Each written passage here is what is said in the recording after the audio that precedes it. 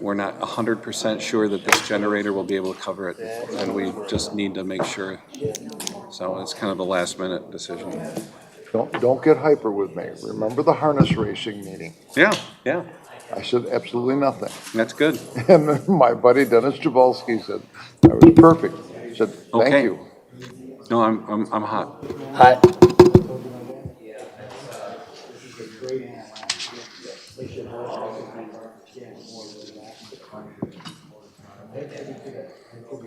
Are you gonna offer these? Yeah, okay. At least the third one, or you could, if you want. No. Come on, John. How about this one? I don't know. I'm not as dumb as you think I am. Come on, John. I'll let, You just said yourself somebody else should offer it. you've shown me how tactful you can be. I'll let you, I can be tactful if I want to be. Okay, I got 7 o'clock. Where are you going? oh, you're extremely tactful. Thank you for that. I try to You're be. extreme. You're not quite. Okay, the Charter Township of Plymouth Board of Trustees regular meeting for Tuesday, April 25th, 2023 will come to order. Mr. Clerk, please take the roll. Trustee Stewart. Here. Trustee Monahan is excused. Trustee Kermy. Here. Trustee Buckley. Here. Clerk Forva here. Treasurer Dorshevitz. Here. Supervisor Heising. Here. We have a quorum. Okay, tonight's Pledge of Allegiance. How about Trustee Buckley?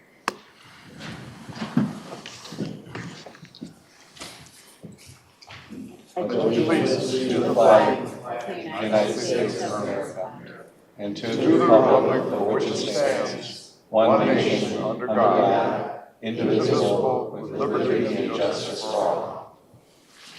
Thank you very much. Okay, next we have a presentation for International Firefighters Day. Is there a firefighter here in the room, perhaps? I think there is. I think he may be a chief, as a matter of fact. So May 4th, throughout the country, or throughout the world, is International Firefighters Day. And I will not take the time to read this lengthy proclamation, but we are once again very appreciative and honor all of you in the Plymouth Township Fire Department. Thank you for your service, and please hang that up in the station house or make copies for all 3 of the fire stations and make sure that everybody sees it. We do truly respect and appreciate everything that you do. You guys do a great job for us. All right. Thank you. Okay, I need a motion to approve the agenda with the removal of item F5. Can I have a motion? Mr. Supervisor. Mr. Clerk. I move for the approval of the agenda for Tuesday, April 25th, 2023, as amended. Okay, motion made by Clerk Forva. Is there a second? Second. Second by Treasurer Dorshevitz. All those in favor signify by saying aye. Aye. Aye. Okay, this is now the approval of the consent agenda. Only 2 items on there. Any questions, comments? I have a question about the zoning board Yeah. of appeals. Why are we switching alternate and active? Because Mr. Schnettler has requested to go to the position of alternate, which would move Ms. Huff up to the full-time position. Don just wants more time, you know. Okay, anything else under the consent agenda? Mr. Supervisor. Mr. Clerk. I move for the approval of the consent agenda for Tuesday, April 25th, 2023. Okay, motion's made by Clerk Varva. Is there a second? Second. Second by Treasurer Dorshevitz. Mr. Clerk, we will need to take the roll on this. Supervisor Heising. Yes. Treasurer Dorshevitz. Yes. Clerk Forva, yes. Trustee Buckley. Yes. Trustee Kermy. Yes. Trustee Stewart. Yes. Motion carries. Okay, next up is public comment, limited to 3 minutes. This is not your only opportunity for public comment. There will be another opportunity at the end of the meeting. We will also be holding a special public hearing tonight on the sidewalk program. So if you have a sidewalk-related question, we would just ask that you hold your comments until that portion of the meeting. Okay, anybody at this point wishes to speak? I do have a buzzer. Oh, come on down. It's public comment on anything right now, yes. Yes, I produced. Mike, speak into Well, the we have to mic. speak into the microphone. I produced a few documents amongst a few members, which I showed you my workers' comp packet and a picture of day 3. I am a FMLA workers' comp medically separated law enforcement officer. I'm a state of Texas separated correctional officer. And My father was a JAG officer, did civil cases in Wisconsin and civil and criminal in Texas. He's been to the second highest court in the nation, the USDC appeals. So I have both law enforcement and law experience from my father. Now, recently, one of your officers was fired, and your chief of police, your assistant chief of police, and Lieutenant Craigs and other supervisors and the people that were present that day are hiding under color of law and office. Where this gentleman got fired, of which a employee told me, because me being a government worker, I know how the system works. They told him to resign in lieu of facing disciplinary. They told him that if he faces disciplinary, he'd be found guilty and get terminated and lose his MCO, his Michigan Police Peace Certification. So you allowed him to resign in lieu of proper disciplinary, and he broke numerous constitutional and civil rights. Illegal imprisonment, he jacked my back up, that I got kicked in as a correctional officer. I almost died as a correctional officer in a riot. And I'm not letting some small town officer that doesn't know the law, that thinks he can bend it. Now he's probably at a different agency getting his feet wet, he's going to impede other people's civil and constitutional rights. Now, I asked Lieutenant Krabs, the assistant chief, and the chief of police for the documentation of the investigation so I could file a civil lawsuit. And they said that that's confidential. So they were refusing to give me the results when he had taken a weapon off me I believe, approximately October 8th of 2022, and the lieutenant put pressure on him, and said officer admitted to having taken my weapon, a knife, and it was placed into evidence October 23rd around 10 or 11, almost 2 weeks later. So I'm not sure if it was found in his police trophy bag, which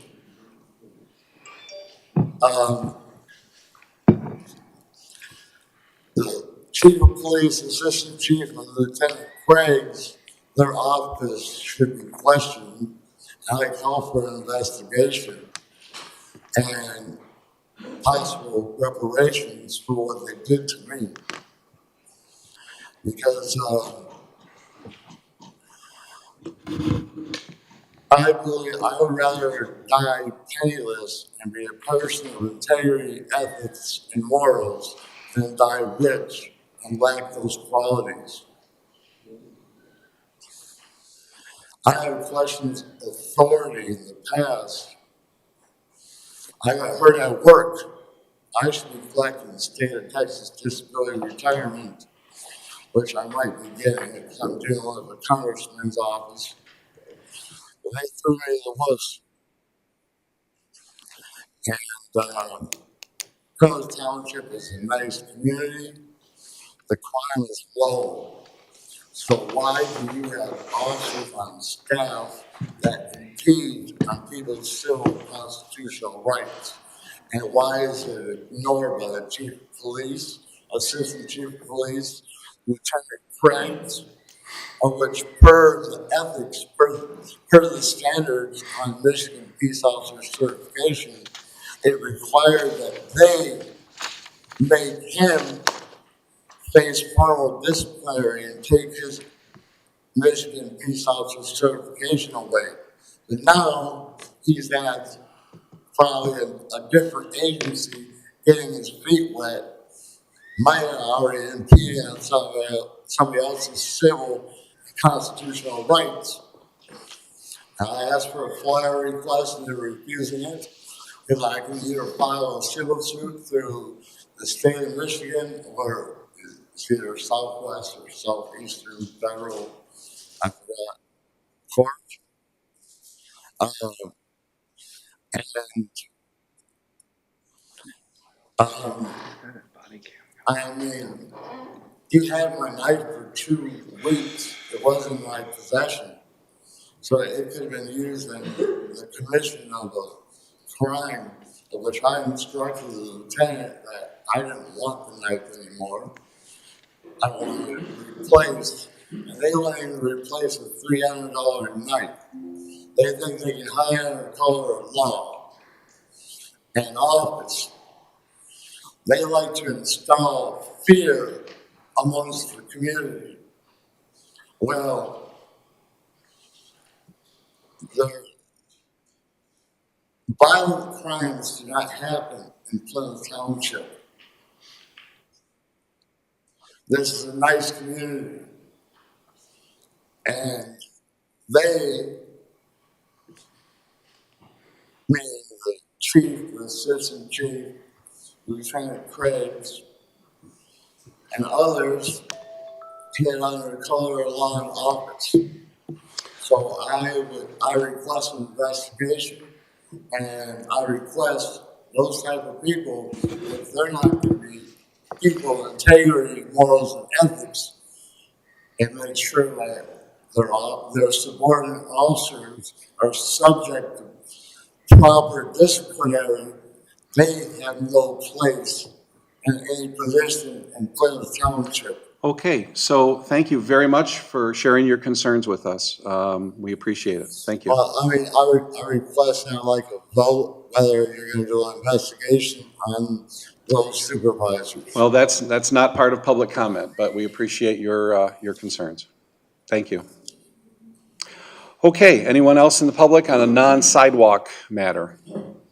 Yeah, come on.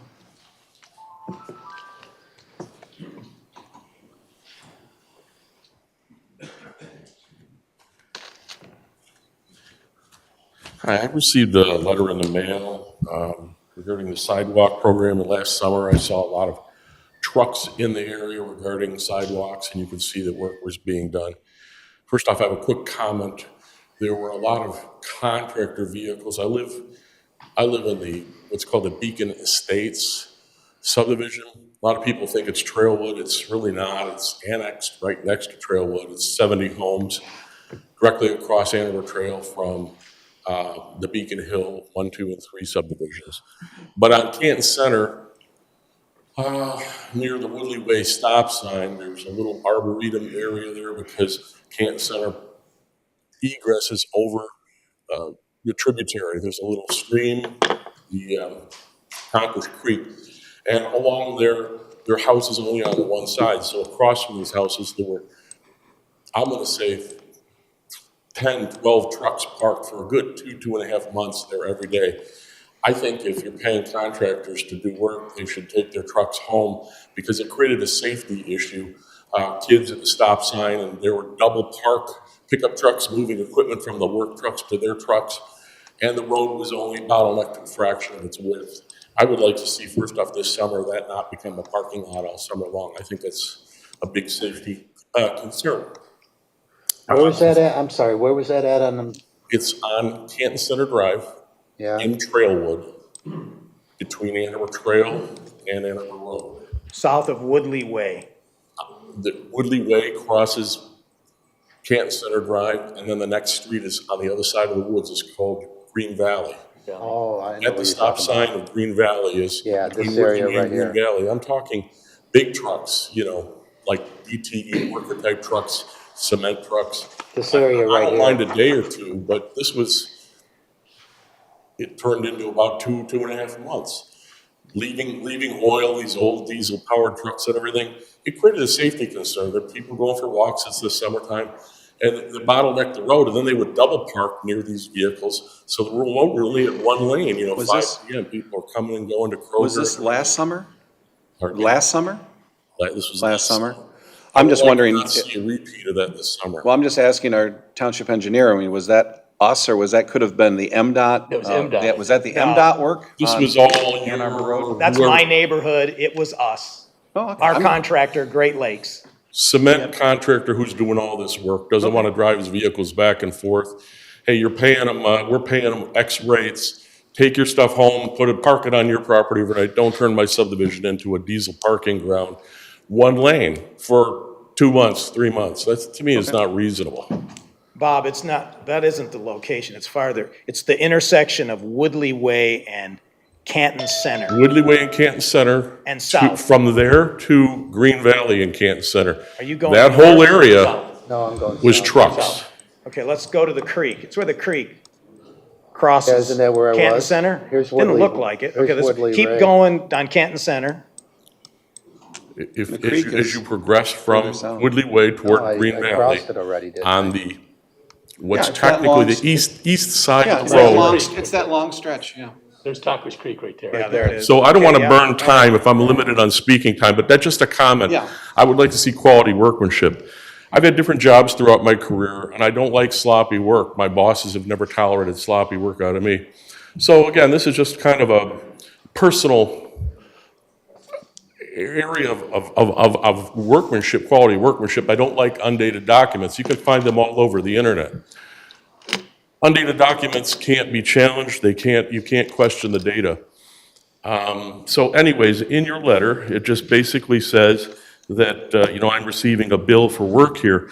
It doesn't say who did the work, who did the estimate, Okay. and what their phone number is. There's a hotline number, which I called. I received a call back from them today, the day of the meeting, at 4:52 PM. This meeting kicked off at 7 o'clock sharp. That's not much time for me to discuss things with them. I didn't take the call. I was getting ready to come here. So that was unreasonable, but I don't know who did the estimate, to challenge it. But I'm challenging it here with data because different jobs I've had, one boss I worked for said, in God we trust. He had a plaque on his desk, Okay. like your name. In God we trust, all others must present their data. Okay. And your letter states that safety. We're going to have a public hearing in a few minutes, if you'd let us, and then you can come back up. I'll let you come back up, and then you can challenge the sidewalk program. Okay, but I'm also challenging, I- I'm challenging the intent as well. Okay, then you can come up with everybody else, because I let you come up here because I thought it wasn't going to be about sidewalks. If I'm, am I out of turn? I'm sorry, I don't Well, understand. kinda, but I'm not cutting you off completely. I want you to come back, but let's just do it in the context of the public hearing, okay? Okay, so, Okay. but I have data that I'd like to. Okay, all right, that's fine. It's not an And unsigned we'll- data. And we'll be happy to. I'm here take to that. present my data. Okay. Not an unsigned You will document. get that Not a chance. hotline I'm giving you. You will not get an that email. chance just like everybody else. Quality Is there anybody workmanship. else here on any non-sidewalk matter? Yes, ma'am, come on up. Okay, yeah, it's sidewalk only, is Yeah. plus the Thought I roads, made which that we've clear. covered. Okay, Thank you. thank you. Oops, sorry. Good, I don't have to stay till 9 o'clock.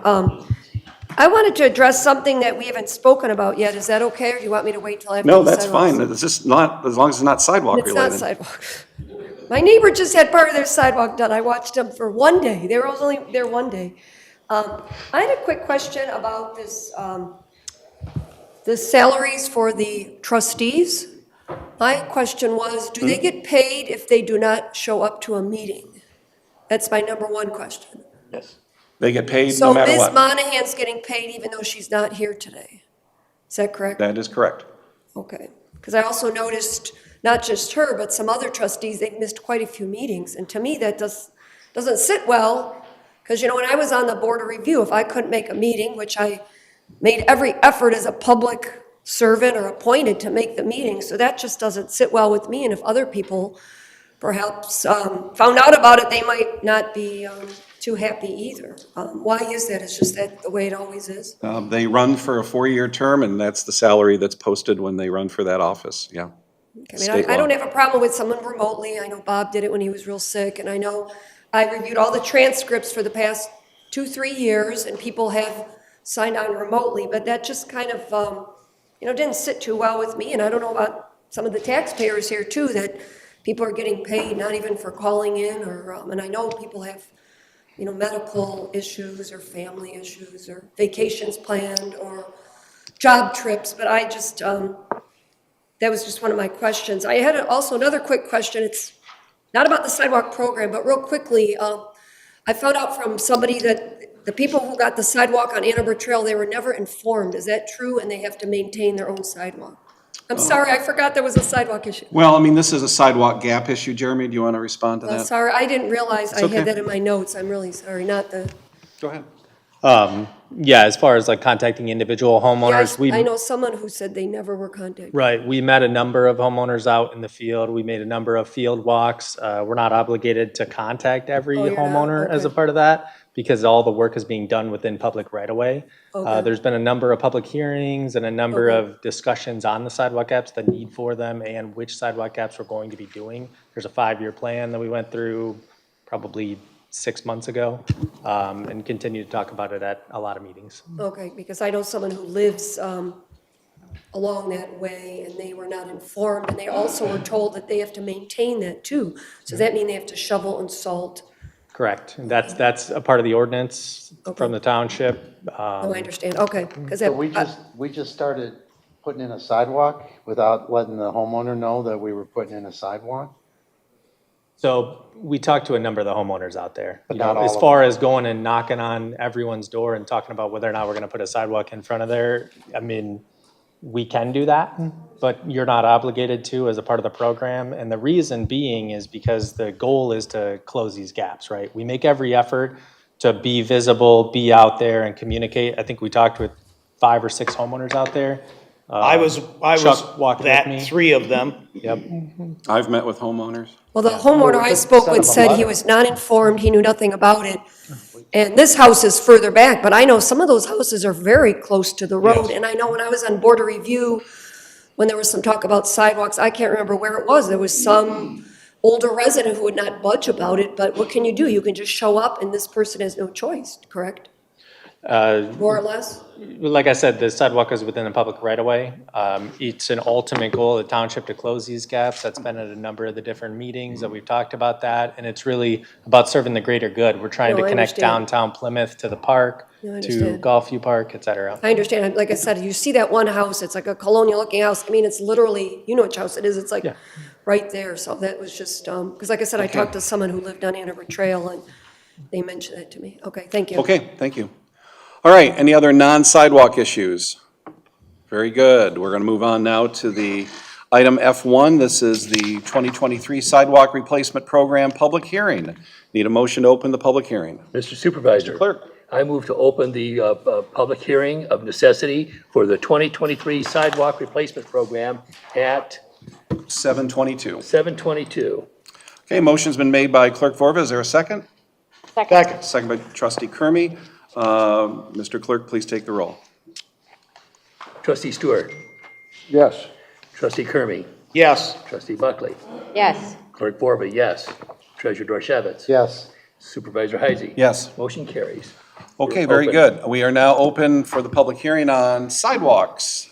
This would probably be the zone of sidewalks that we are currently doing, which includes my house as well, Mr. Engineer. I have to pay $585 on sidewalk slabs, so I wanted to get my first digs here on you. Jeremy Schroet here is our township engineer. He works for Spalding to Decker. They are our township engineers. Jeremy, I trust, has brought some business cards with him here tonight. So again, this is the public hearing with respect to the 2023 sidewalk program. Who would like to go first? We're going to try to keep it to 3 minutes for everybody. Come on. Yep. I can't hear. What? You're cold? I have a question first. The ordinance for the sidewalk has changed since 2017. Since when? I'm sorry. 2017. Yes. Have you changed the ordinance for the sidewalk? Or is the same as back then? The ordinance is the same as far as like how the program is administered. Essentially, what's in the ordinance are guidelines of what could be construed. But the ultimate guide, which is a program guide that we produce for the township and work through, that's what is in your letter. Okay. Page 3 is what the official guidelines are for the sidewalk replacement. We try to be as transparent about it, and we measure all those things to keep it as fair and limit the liability for the township as much as Yeah, possible. the reason why I'm asking this is because I live in a Trillium Wood subdivision off of Joy Road. I am right on the corner lot. Back in 2017, you have done the same thing. You went through the subdivision, you marked, you received a card, and you marked with an X or a O or 0, Yeah. where was need attention. Yes. I am on the corner of a Trillium Lane, which is the main street that goes from pretty much the high school, use that every day, across the whole subdivision. And I am on Primrose Court, which is dead-end street. Back then, you had marked one piece of my sidewalk on the main street, which is Trillium Lane. I received the card, I called here, I talked to a lady, I explained there is a mark, I don't remember if it was the X or the O, but these were the two marks you put it throughout the subdivision. And she told me, according to the mark I had, you are not responsible for that part of the street because it's on Trillium Lane and we repaired that. Now, I received the letter, and I have two spots that need to be repaired. One is on the dead end, which is Primrose Court. I have no dispute on that because it's on the state side. But the other part that there is a little crack on the cement is right next to the part that was fixed by you in 2017. So now, if the rule have not changed, why then you fix it, and now why I have to fix it? And I did contact in your your organization. I don't think we started the sidewalk Zach, program until 2018. you know Zach Schender? Okay, we exchanged emails, which I have But here. we paused it for a couple years. I explained this, can you please explain if something have changed? He said, as far as my knowledge, I don't think so. I go to the meeting, ask, because I'm confused too. And I'm sure you have on the records that repair that was done in August 2017. And I have also pictures. These two spots are just. So point to it on the screen there. Somebody have a Okay. pointer? Go down towards Are you Joy. on the south Okay, side or the Go north south, side? go south, go, scroll down. Scroll, go to your left and then scroll down. Go to I your thought you left. said you were at Trillium. You know, he's on Primrose, he's at the bottom. Primrose Court, corner. He's at the bottom here. Oh, What he's talking about is, So hold on, Jeremy. Yeah, go ahead. Jeremy, go ahead. No, you gotta go back up. what he's talking about is a corner lot, essentially a lot that has sidewalk on one street and Okay. on another street. You got a little bit higher, where it says museum. which one? The Where it south? says museum, you just go where it says museum. Just move north, please. Okay, that, no, that, my house is cross street, right here. There is, where the black car is. Essentially, what he's saying, though, is that, yes, sidewalk on one street and sidewalk on another street. There's corner lots throughout the township. The Yes. policy is that the sidewalk, corner lots get double the sidewalk. They have sidewalk on both sides, and that's just part of the, But I thought he's living on saying corner that lot. You see where the black Audi is? Where the tree is, it was replaced by you guys because you said it was your responsibility in 2017. Now, Let's look at that piece. Let's Exactly. find the piece. Is that your side, is that your driveway Is or your sidewalk? behind the trunk of the Audi, where is the piece that need to be fixed now. There is a little crack only, but I'm not disputing that. But if you see, look at the piece of cement that is white right there. You replaced that 2017, and you told me that that was your responsibility because it was on Trillium Lane, because the way.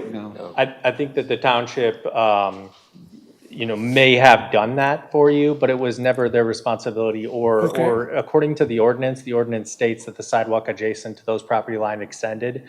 So the policy now is That's very If we replaced every other there corner was a lot, water the township break would or- have. No, $10 it's strange liability. because when I saw that, Are you sure the date of 2017 is correct?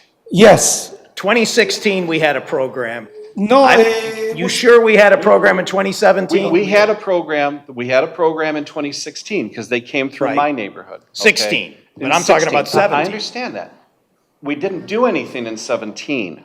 We didn't start this program up again until 18. maybe I'm confusing 1 year, but. But that's okay. and Still, that's I okay. didn't fix that. I just find it very unusual at the township. I mean, it's obvious that slab has been replaced. I just don't know if we did it or somebody else. Maybe No, you're. no, it was the township, because I received a postcard that was like red-orange postcard. Then I saw that the red X or O, I don't remember. We don't do that anymore, so. And I called It's here, 2016.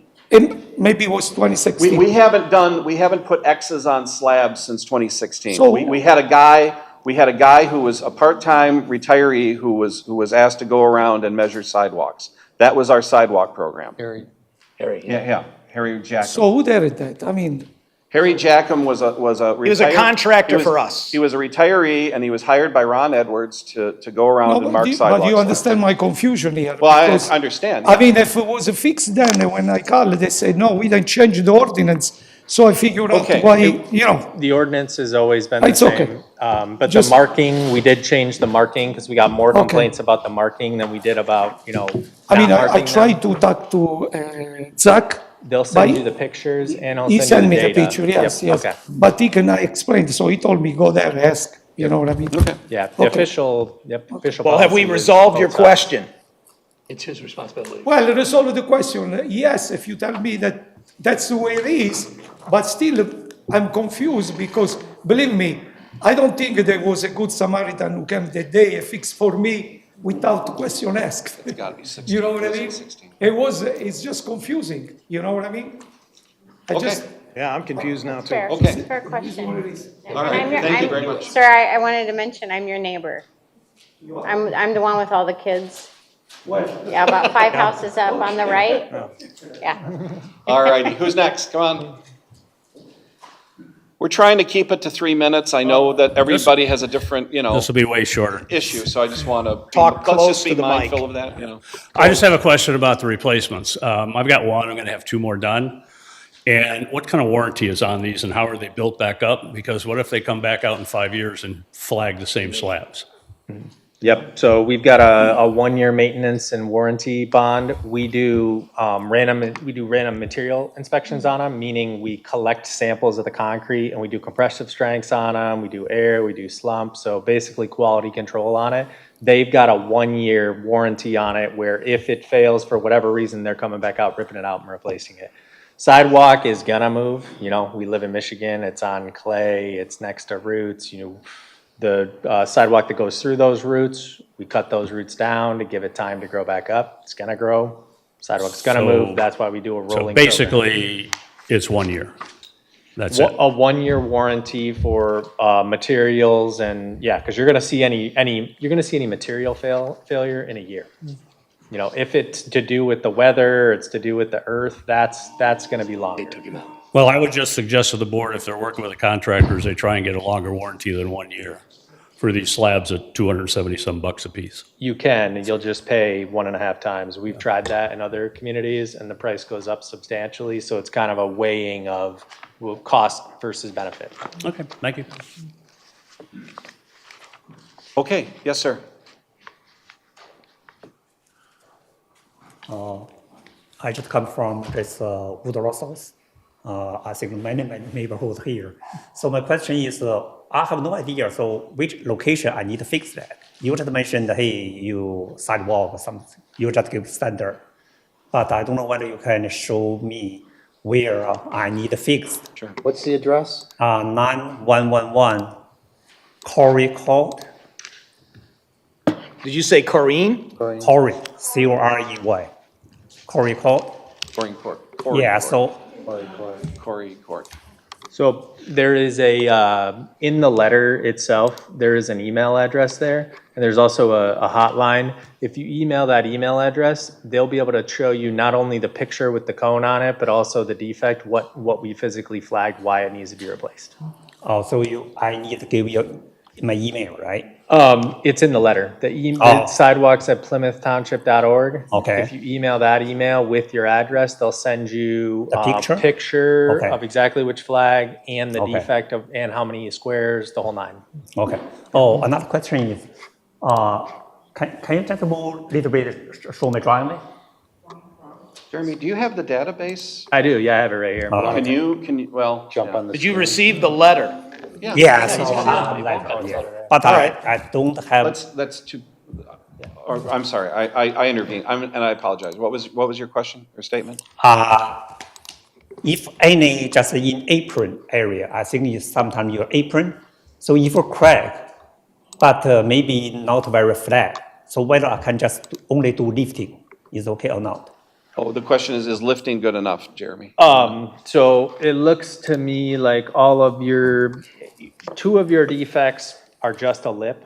So in the lip scenario, you can hire an outside contractor to come in and do concrete leveling and lift that flag back up to get rid of that lip. Yeah. That's separate from our program. We don't do that mainly because we're trying to get, economy of scale, and that's a specialty contractor separate from a concrete So replacement contractor. so let me see if I ask some contractor come, so they can do lifting, is okay, right? You can for those two. The other two or the other three have scaling as well. At that point, the sidewalk top is coming off of it already. If you try to lift it, it's going to crack and break, and then you're going to end up replacing it anyways. Oh, okay. So in that Can we scenario, I point to wouldn't do those three? The three that are Those small. three are at the southern portion of the property, right before you get to the driveway to 90, 65. I've got pictures that I can give you. Okay. Does he understand that we're not doing the driveway apron? Yes, Yeah. not doing the driveway. I know that. So that means my driveway apron is the problem, right? No, we don't assess the driveway aprons. We'll look at sidewalk within the aprons. Only but sidewalk. not the driveway apron is Okay. the responsibility of the homeowners, and some homeowners will contact the company and ask them to replace their driveway, but that's a separate deal. That's not a part of our program, and that's a separate negotiation with the contractor. Okay, so your only concern is sidewalk. Yes. So, okay, so it's better just send a picture to me because I have no idea which location I need to fix. Yes, and Okay. you'll get a picture similar to that where it's got the two cones, and it'll show you exactly what it is, and he'll give you a defect code of what it is. Okay, thank you. Perfect, thank you very much. Who's next? Yes, sir, come on up. Can I go to the bathroom? Can I be excused? I'm the president of the Hunters Park Condo Association, Beck and North Territorial, if you want to bring up the map. Sure. I did receive the letter, but I'd like to read a section in the letter. The one paragraph says, "Your sidewalk was recently inspected by the township and a postcard was provided in fall of 2022 based on the accompanying guidelines. Sidewalk which is damaged by township utility work, the installation or replacement of sidewalk ramps, and sidewalks that do not afford the principal means of access to abutting properties will be paid for by the township." We have no sidewalks going in and out of our complex. All we have is a road. Sorry, sir, are you the condos? Yes, Okay. Are you hunters? yes. Isn't that Beck and North Territorial? Beck and North Territorial. Southeast corner. Southeast corner, yes. Yeah, we're there. Right here, these? Yep. Go over that way a little to the entrance. Which way? That way. That's the entrance. Move it up. Keep going. Keep going. Keep going. You're in the wrong place. I'm in the wrong place? Right on the corner. Right on the corner. Keep It's going across to from the that fire road. station. Yeah, we're right across from the fire all right, station. I'm Go going to wrong Beck way. Way. Southeast. Right No, there. Beck is this way. Yeah. Yeah, right there. Oh, these condos? Yes, these condos. We have no sidewalks. We have no access to the sidewalks. The border. I think we're talking about the ones on Beck, right? Beck and North Territorial. Beck and North Territorial. Yeah. So where are the defective sidewalks? On Beck and North Territorial. On Beck and North Territorial, yeah. So, Let's point to it. Right here, these The letter sidewalks? says direct access to the abutting property. We have no direct access. We have no sidewalks in our complex. Well, you have no sidewalks in your complex, but you're serviced by those sidewalks on Beck and North Territorial. We'll be glad to take them out. Well, you can't. do that. Well, why are we being assessed for them? Because we have no use for them. Your Well, condo I- association paid to build them. Yeah, Yeah. that was part of the PUD or the special Okay, land use that you were if you granted. go down here a little bit, Yeah, you, the township, paid for all that change to the sidewalks. The when that was done. ADA ramps, Yeah. yeah, ADA we don't, ramps. we don't assess ADA ramps to anybody because the cost is much greater than just our general sidewalk flag. Okay. So we put that either on the township or a lot of times on the county, roads, we'll All take care right. of those. The other thing, the card came out after DTE utility trucks came in and were driving on the sidewalk along Beck Road. We have no recourse because we didn't know that this was gonna come along to us. You mean they crushed them? They probably did, and Oh, you don't know? we don't, well, the damage, one of them was done by, the township allowed somebody, where'd you go? So the township doesn't allow anybody to just drive down sidewalks, but DTE will come in for utility reviews. Right in behind that sign right there, there was a big hole dug to put a water line under the road, and there was trucks up on there. The township authorized that. And that's where some of the damage is. well, that's a public easement for utilities, and we don't own the Beck Road, that's Wayne County. But I guess, are you saying they damaged the sidewalk and it was not repaired? Right. Well, then, So, that's, if Plymouth Township is supposed to make the contractor repair that if they dug it for a water main, or what happened? We don't know. so when it comes to DTE and things like No, that. he's talking about water contractor. Water contract. Well, it doesn't necessarily mean it was ours, it could have been. Township trucks were Wayne there. County. Well, we have to monitor it, but we're not necessarily performing the Right, work. but they didn't We- even run a line under there. They authorized somebody to dig a hole that shouldn't have been dug there in the first place. Well, I mean, that's another story, but when our water crew, when we have a water main break or water service that has to be done, and if it's done at the government's behest, Jeremy, I believe it is, would be our normal practice to replace the slab.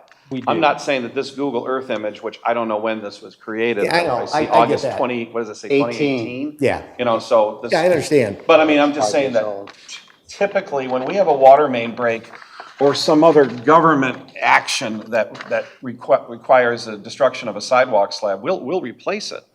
I just don't, I mean, in this particular case, we have thin evidence as to who would be I responsible. understand, and we didn't know this was coming along. Otherwise, if I had known we're responsible for this, we would have raised, No. Well, your condo association, this is the takeaway, lesson learned for your condo association. Those sidewalks are the responsibility of your condo association. Maybe someone never realized that, thinking it was the township or the county. It is the condo association going from the beginning and going forward. So you need to monitor when people do damage to your property. To clarify, there is a sidewalk flag in there that was damaged by the township as a part of a water repair. That is actually being paid for by the township. That was not included in your assessment. Okay. I have that in the map. all right. The other thing, I did email back and forth with you guys. They never did provide me with pictures of what needs to be done. They gave me this, but that tells me nothing. Okay, So, I'll provide them now. That's a PDF you received by email? yes. I mean, that's great. I appreciate that they sent me this, but it's like, what are they talking about? Because they indicated there's 20, Yeah. we'll call them flags, whatever Yeah. you want Well, to call Jeremy, them. we have individual photos of each flag, correct? We do. So can And you provide that to The him? general, I mean, you've seen some of the Yeah, I have emails. too. All of them have a photo and the defect information right underneath them. So I'm not really sure why you didn't get that, but we'll send it to you. Yeah, okay. The other question I have, the letter was addressed to me personally. How's the bill going to be handled on the condo association? We offer personal loans, no. Bob we'll- Dorshevitz can probably The answer treasurer, that. we can figure that out with your It HOA. was to the association. Yeah, I'm the prez. okay. Well, we can work with you on that. Okay. Could I have your bank Thank account you. number, please? 1, 2, 3, 4, 5. Thank you very much All for your righty, time. thanks a lot. Yep. Thanks a lot. Okay, just hold on, just anybody else? How about this gentleman here? He hasn't had a chance yet. The other guy wants to come back. I know.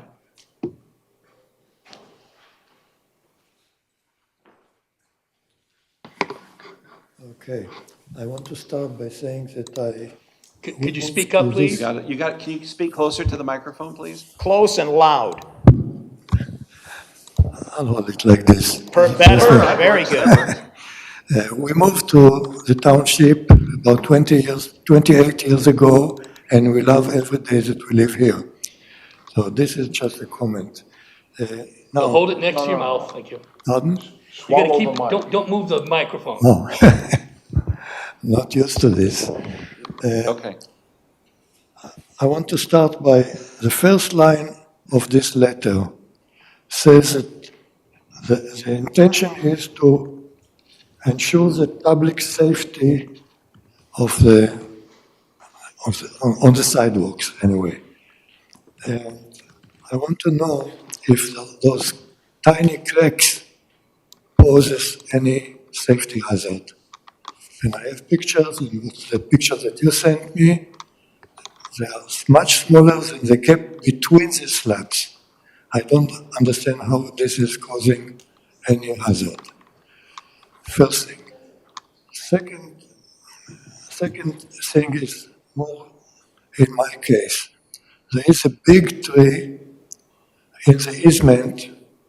The easement is just 10 feet wide, and the tree, I think it's about 5 feet.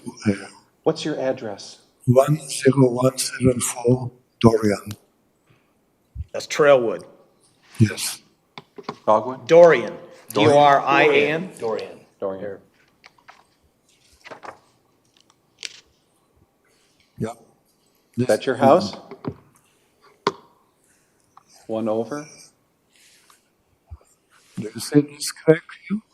Oh, is that your house? Yeah. Okay.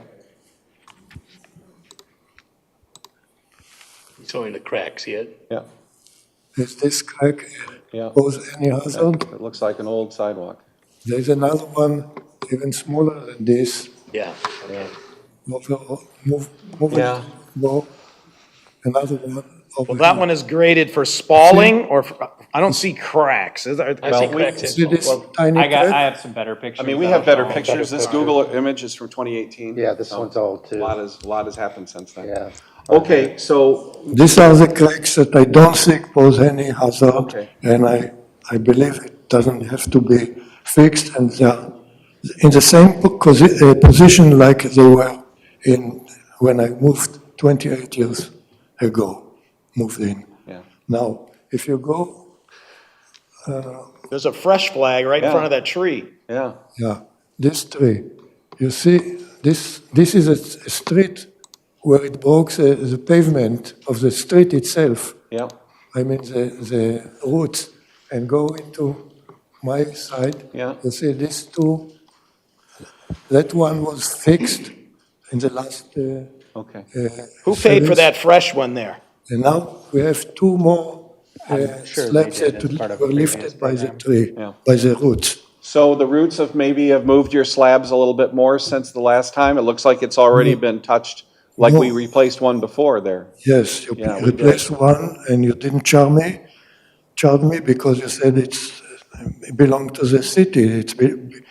The tree belonged to the city. Well, we don't do that, so. You don't do I mean, I don't know what happened, what they told you in the past, but those trees are on, that's a county easement, okay? And obviously, we all have to maintain those easements whether we like it or not, so.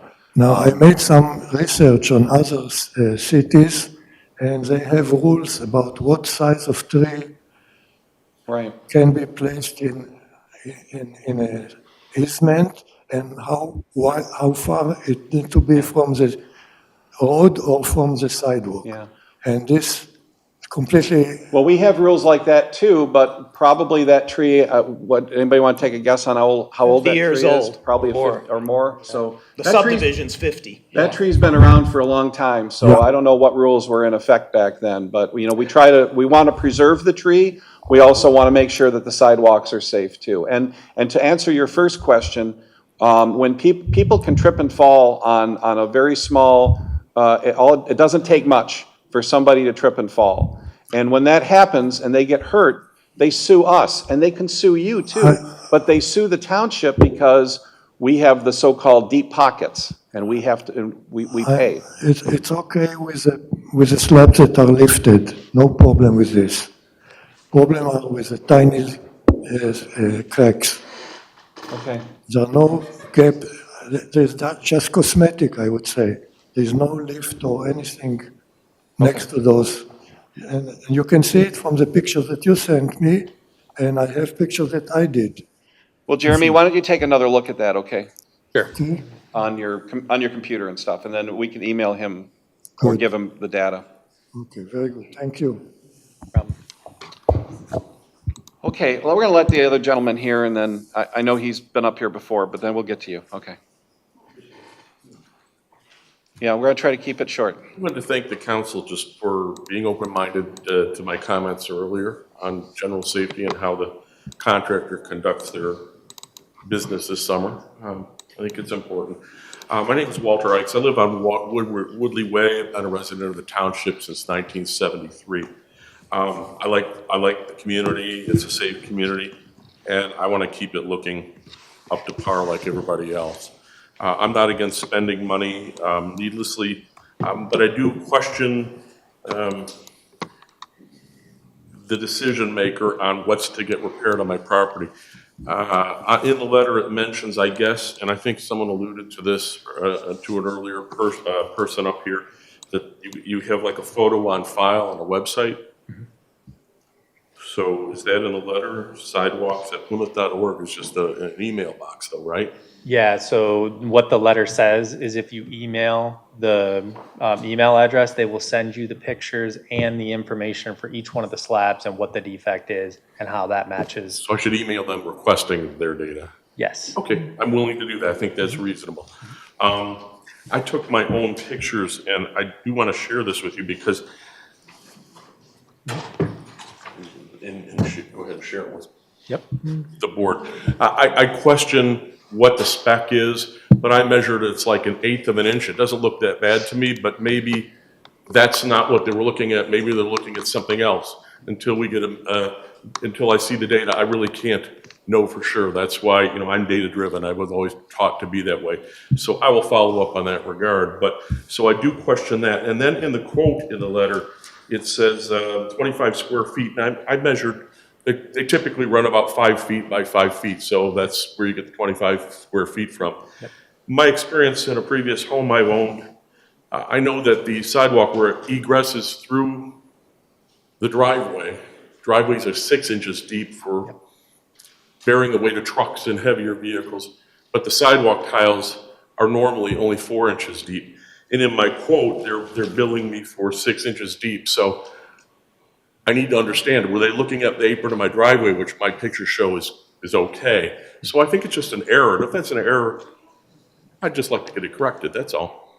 Yeah. Make it 4 inches and lower it to the lower price. So the standard for sidewalks through driveways is 6, whether or not it's 4 or not now, doesn't matter. We replace it as 6 because we want to protect against that vehicle loading. That's the reason why your driveway slab is 6 inches.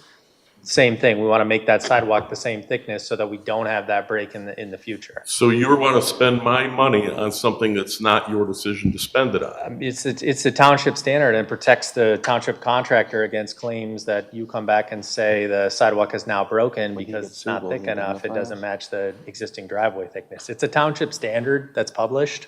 So we're trying to be consistent throughout the township and maintain that through the sidewalks. So if I understand you correctly, you want, even though it's the sidewalk, not the apron, you want it 6 inches, not 4 inches, which is the normal spec. It's the township's, no, the normal is 6 inches through the driveway. That's the township standard. But it's not in the driveway. It's to anticipate somebody making a wide swing and the wheels of the vehicle go on the adjacent flag. That's the logic behind it. But that's not the driveway. No, but somebody... They can drive across my whole front yard if they want. Right. Nothing to stop them from doing that. That's the logic behind the spec original. I mean, if you're talking about the slab next to the driveway, that's the slab it is. Okay, I'm fine working with you on that, and if you want to, send us an email saying you accept the responsibility of the fact, that's fine. And then these indemnify. I think that- measurements When we get here sued, how's that? are directly, I'm a data person too, waiver. that's why we have a data system. We have photos and we have measurements. And we put together that system. Page 3 of your letter talks through exactly what we're looking at. Okay. That's what these defects are based on that. And you're Jeremy? Yes. I didn't catch your last name. Schroet. Okay, great. Thank you. Okay, are we good? Can we- No, one We other need to move- question. can we- Okay, well, And now, you've had a lot of time. everybody else has had way more than 3 Oh. minutes up here, Mr. Heisey. And you've had And again, a so lot I have a too. question for you. You've had a lot too. I have a question for you. Oh, okay. Why are you doing, again, I think you mentioned it earlier, but why are you doing the sidewalk program again? Just can you briefly? Because when people trip and fall on sidewalks across the state of Michigan, they sue, they find lawyers, they sue us, and we get sued, and you can possibly be sued as well under our ordinance and under state law. But trial lawyers don't worry about that. They come to the township because we have lawyers on staff and we carry insurance, and so we'll pay out when people get injured on your sidewalk. Yeah, you mentioned deep pockets theory earlier, I believe. Yeah, that's the way Yeah, it it is. says in the letter. It's the way it is. It says here in the letter, I just want it for record, it's part of its responsibility to ensure the public health and safety of its residents and reduce the number of liability suits against the township and property owners. Yeah, you can, So- we can all be sued, but they're not gonna waste their time with you, they're gonna come after us. So based on that, I have another question. If that's the intent, if safety is the intent, do we mean what we say and do we say what we mean? And by that, I have a question, and I've got photos capturing it because the sidewalks are not in ideal condition, and like the previous gentleman was showing, you were showing a picture with the tree, you alluded that Jeremy alluded you'd like to save the tree if possible, but safety is of your concern. And I agree with that. My direct neighbor, I'm not interested in having my neighbor spend money wastefully either, but my neighbor had a tree that he has since removed. It was on the homeowner's side of the driveway, not on the boulevard side. But it had damaged the sidewalk and the earth around it long before he removed it. As you can see, I'm mobility challenged, and in the winter, I take pride in my property. When I Can we move along here, sir? Come There's a on. point here. This There's is, a point. this is a heck of a speech we're hearing. There's Move along, come on. You're wasting everybody's time. Why don't you take it up with Jeremy after the meeting? You're being okay? rude. Let me finish. No, I'm not. You're being rude. You're dominating this meeting for your own. No, I'm not. I'm not. I have a question. And we have given you substantial amounts of time. Substantial amounts of time. Okay. Starting with this end, and everybody can take a look at it. You're not All right. Who else would like to come up and speak? Well, come on up, sir. I think we should put on record that yesterday That's what we said. afternoon, excuse me, This please. is what we sent. Yesterday afternoon, at 1 o'clock, Mr. Schrott made a house call. The township engineer is paid by our tax dollars on a per-hour professional basis, and he is shown to be highly trustworthy. But he made a house call and went out and visited and went there in person. I strongly recommend that solution. Sir, I'll just make one comment, just so give you some context. So we all live here too, and we all have sidewalks, and we're all subject to the same rules. So my turn is, I think, next year, and I'm gonna have several. Kurt's got some this year. If we weren't doing it for safety, why else would we be doing it? Because we have to pay too. I agree with you, and I just wanted that on the record, that's all. The reason I asked it is I think it makes sense to replace more than a single tile. If you can see in the pictures where the tree was, the sidewalk was damaged, and it pools water. The photo that I took earlier today, that you didn't bother to look at, Mr. Heisey, I don't know why, because Trying to move along. it's data. I want to give these other It people a chance blocks to speak. three-quarters of you the don't. people's ability to walk. It blocks three-quarters of the sidewalk. In the winter, it freezes. And my point was, I'm mobility challenged. I do one pass with my snowblower. I sit down in a chair for a minute, catch my breath, rest my bad leg, and then I do another pass. But I usually do my whole neighbor's front yard because I don't want someone on the property line between the two slipping and falling in the ice puddle that always results and suing me or the township, which you agreed was the whole point and purpose. Before you wanted to even hear my data and you don't even want to look at it. I think it makes sense, if safety is our mission, to replace more than that single tile of mine about 3 or 4 tiles of my neighbor, and then the next house down too that's captured in the photos. Maybe we're doing That's that. what I wanted to show. And maybe we're doing that, so, thank you. You're not, I talked to them. All right, sir, They were seriously, not here we go assessment. again. So- Then safety can't be your objective, because look at the data, look at the picture, the photo, the camera Take doesn't it up with our lie. engineer after the meeting. You've had about 20 minutes now, so who's next? Come on. The Come on, puddle you- is a trip hazard. Just come on up, and it's sir. an ice hazard. He's not gonna stop, so just come on. The Come on time is up. You are not You're interested not in gonna stop. safety at all. No, you're not interested in following the rules, so come on.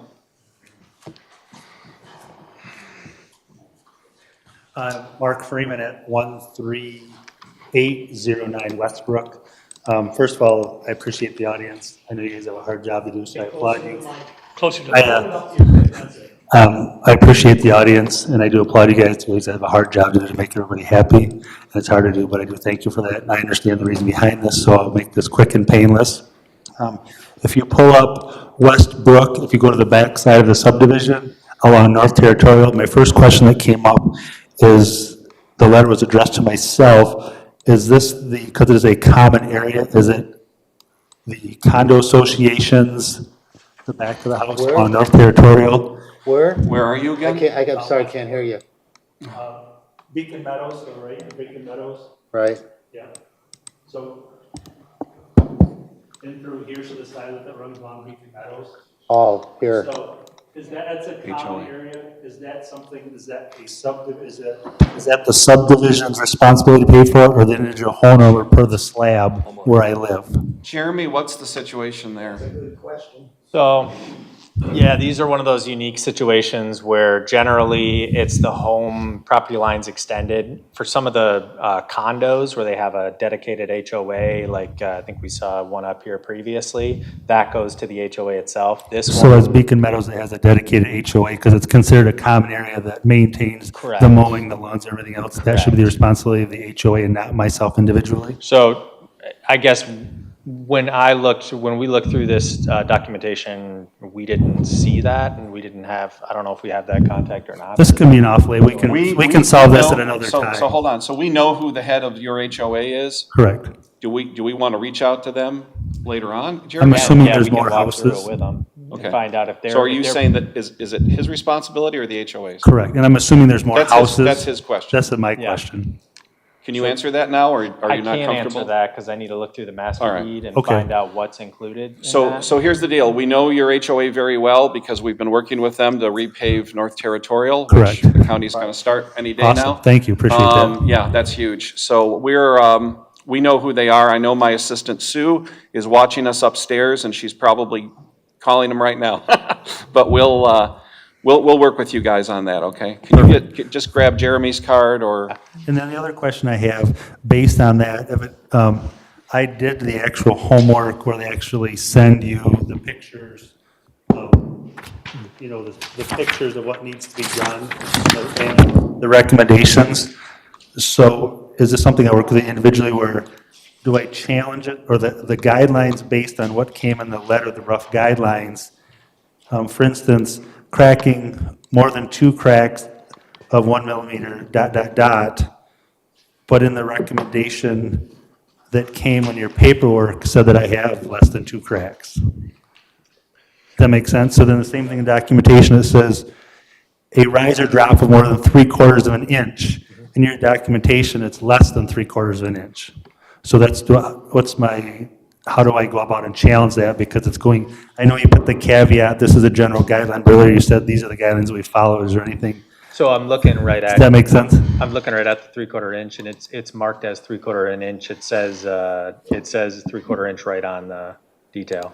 And the other one, as far as the cracks, it's a little bit confusing as far as how that crack works, but it's basically a crack that's a 1/4 inch width longer than 2 feet. If it meets within that guideline, that's when it's replaced. We'll talk off record about it. It's basically a You and I a can width talk issue. without taking Yeah. everyone's time. Yep. And I do understand, I appreciate, the other thing that did come up was if the cracks are smaller than the actual built-in slots in the slabs that were built.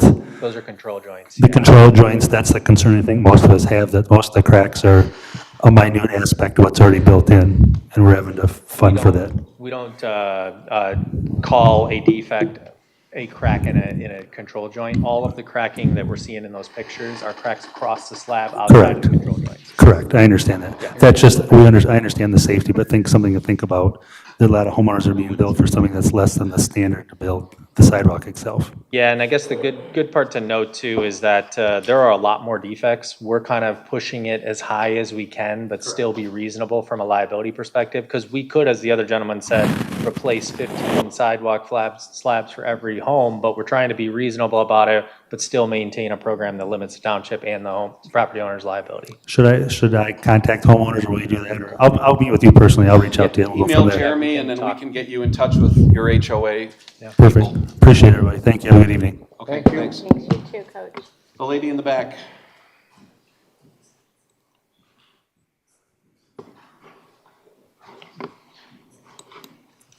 Hi, thank you. I'm going to piggyback off him because I'm also from that same subdivision. So I'm at 13841. But I had one other thing, because the cracks that I looked at, I'm on Buckingham, are circular round, clearly made from a tire from a truck. And there's a box right behind where those cracks are. So it seems to me like probably some utility, I don't know what those boxes are, but it's clearly a tire. It's electrical boxes, and what happens is when a utility comes in for a request to install or repair a utility, we get a repair notice, and we walk through whether or not they're going to impact any public utilities, but there's no funding or money to inspect those, because there's thousands of them every year in the township. So we try to follow up with them, and if they damage things, we rely on homeowners or when we're driving by to identify those things and force them to repair them. However, that sidewalk isn't really accessible to me. There's literally a fence. What's your number again? I'm Street number? confused. 13841 Buckingham Court. Okay, yeah, this one right here. Yeah. Yeah, so that's an old, yeah, there's now a fence that goes all the way across. I have to walk a half a mile to get to that sidewalk. This So, sidewalk here? No, that's a. no, it's off North Territorial. It's on the main road. Oh. It's on the main road, right there, yeah. Oh, so again, this is the decision that has to be made That's about an HOA. homeowners association maybe or her. your responsibility. Yes. Right. Maybe you'll get lucky. I think you will. It'll be the HOA. But why is there a fence there, though? I mean, who put the There fence is there? now a fence. There wasn't when you took those pictures, but the homeowners association put up a fence. Oh, okay. All Well, the that's way the along homeowners there. association then. So Huh? I don't even have access. Well, that's interesting, but we got to take that up with the HOA. I think you should mention the fence issue, though, because that gets into, I don't know, notice and ownership issues. There was a previous fence, a split rail, and then it got taken down for a couple years, and then it got replaced. Okay. So when I bought the home, there was also a fence. But that sidewalk on North Territorial does service your neighborhood, and so, somebody's going to have to be It was responsible. clearly made by a very heavy truck. Okay. That crack, so will someone contact us? Yeah, I'm gonna work with the other gentleman to Can I talk have through the your HOA. Sure, right here. cemetery, right. But I urge you to follow up on your own also. Don't leave anything to chance. Thank you. All righty. You, sir. Yep.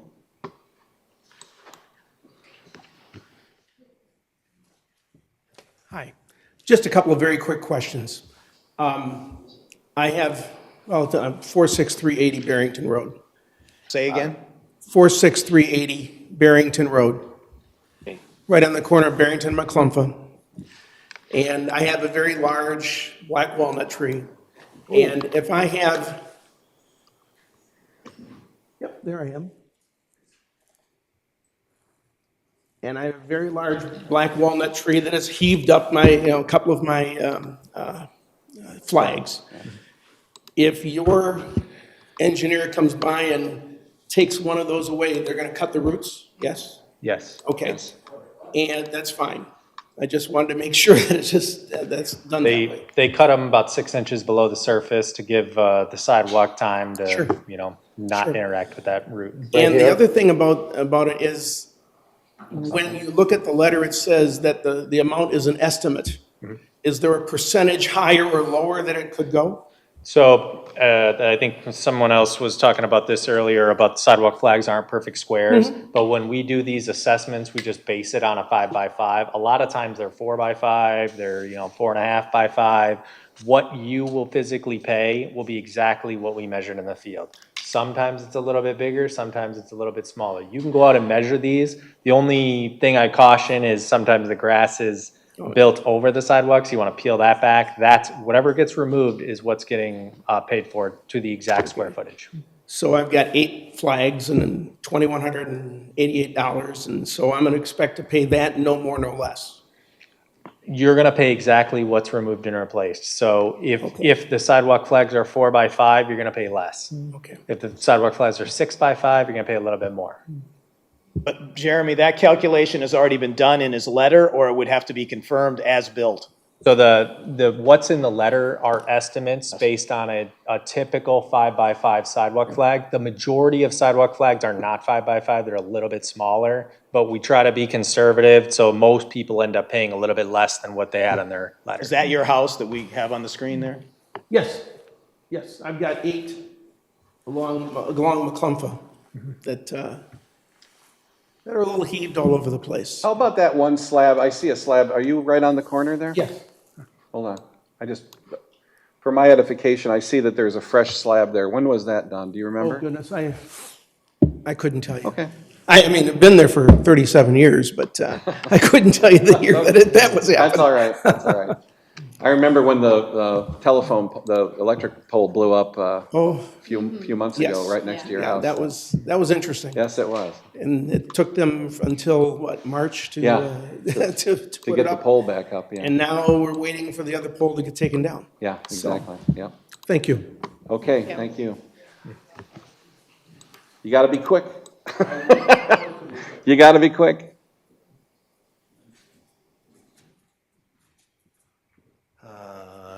Jim Vermeulen, operate the Vermeulen Funeral Home on Ann Arbor Road, and I want to thank whoever put some of the policies together that we're allowed to do mud jacking.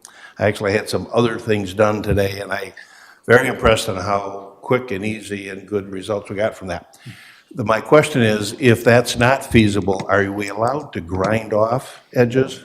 No, and the reason is because it won't meet ADA standards. Anytime you grind it off, you're grinding off 1 inch or 3/4 of an inch over a space of 1 inch or 2, and that can cause a trip hazard as well. Plus, it opens it up the pores of the concrete for more damage, more deterioration. So Okay, exactly. I see it done a lot in Ann Arbor, and I understand Livonia. And the city of Plymouth.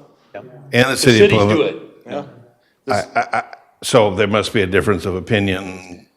Well, the cities are also Act 51 communities, so they get road money, and we don't. That's a big difference. So cities, under state law, get gas tax revenue directly to them. But I assume grinding off an edge has got to be a lot cheaper. Well, it's a risk that I think they're willing to take, because they have the money for it.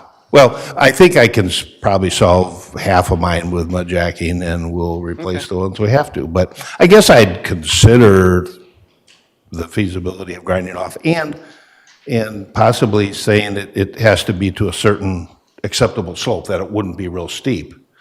It just seems like environmentally it makes, not that I'm a super green guy, but to be busting up more concrete and throwing up more landfills than we have to is just kind of silly if you can acceptably grind it off and make it safe. That's a great point. Thanks. I haven't had dinner yet, so I'm going to Thank you. go have Thanks dinner. for being here. Thank you. Thank you for your patience. All righty, anybody else on the public hearing? Yeah, way in the back. Yes, sir.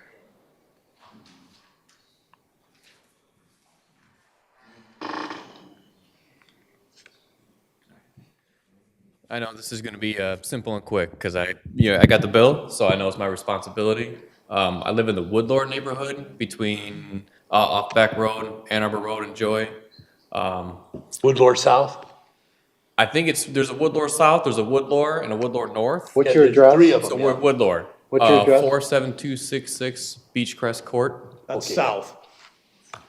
So relatively new to the neighborhood, and I was just unaware that the sidewalk behind the houses are our responsibility. So I'm here to hear the group say, yep, that's our responsibility.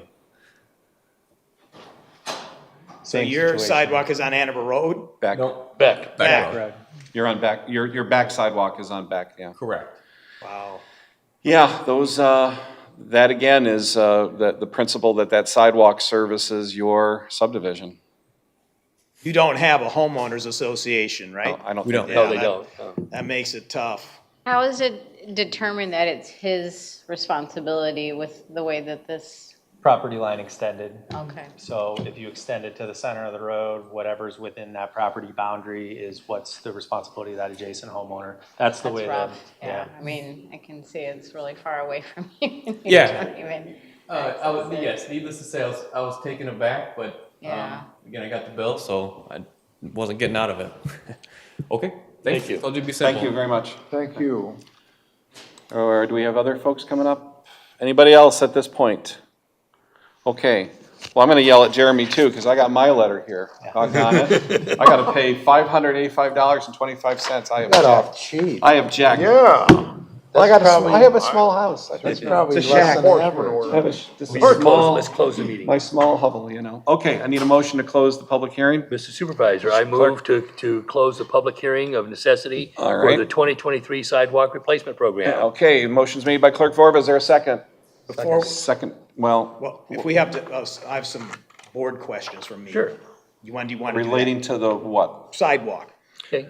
Well, we can do that now, or we can do that, because we have two other sidewalk votes that we have to take. The hearing of, One of these questions is pretty simple. We have a practice of not charging the homeowner if the flag has a water gate or some type of structure in it. Have you applied that this time? yes. And there's a number of those already in the program. I think one of the gentlemen was talking about that, about there was a repair done due to a water main. That's actually already marked in the system as being paid for by the township through the water fund. okay, anything else? I'll have another one Wait, later, but okay. it'll What be, it'll time? have to do with the contract. Okay, so we had a motion to close the public hearing. There was a second by trustee, did anybody second No it? one, You want to second that? I'll second it. Okay, so Okay, give me Kermit a seconds time. it. It is at 8:15. 8:15. We need a motion though, and we did the motion, we need a vote. Supervisor Heising. Yes. Treasurer Dorchevitz. Yes. Clerk Borba, yes. Trustee Buckley. Yes. Trustee Kermy. Yes. Trustee Stewart. Yes. Motion carries. Okay, the public hearing is closed. Next is item F2, finding of necessity for the 2023 sidewalk replacement program. Mr. Short, do you want to guide us through this one?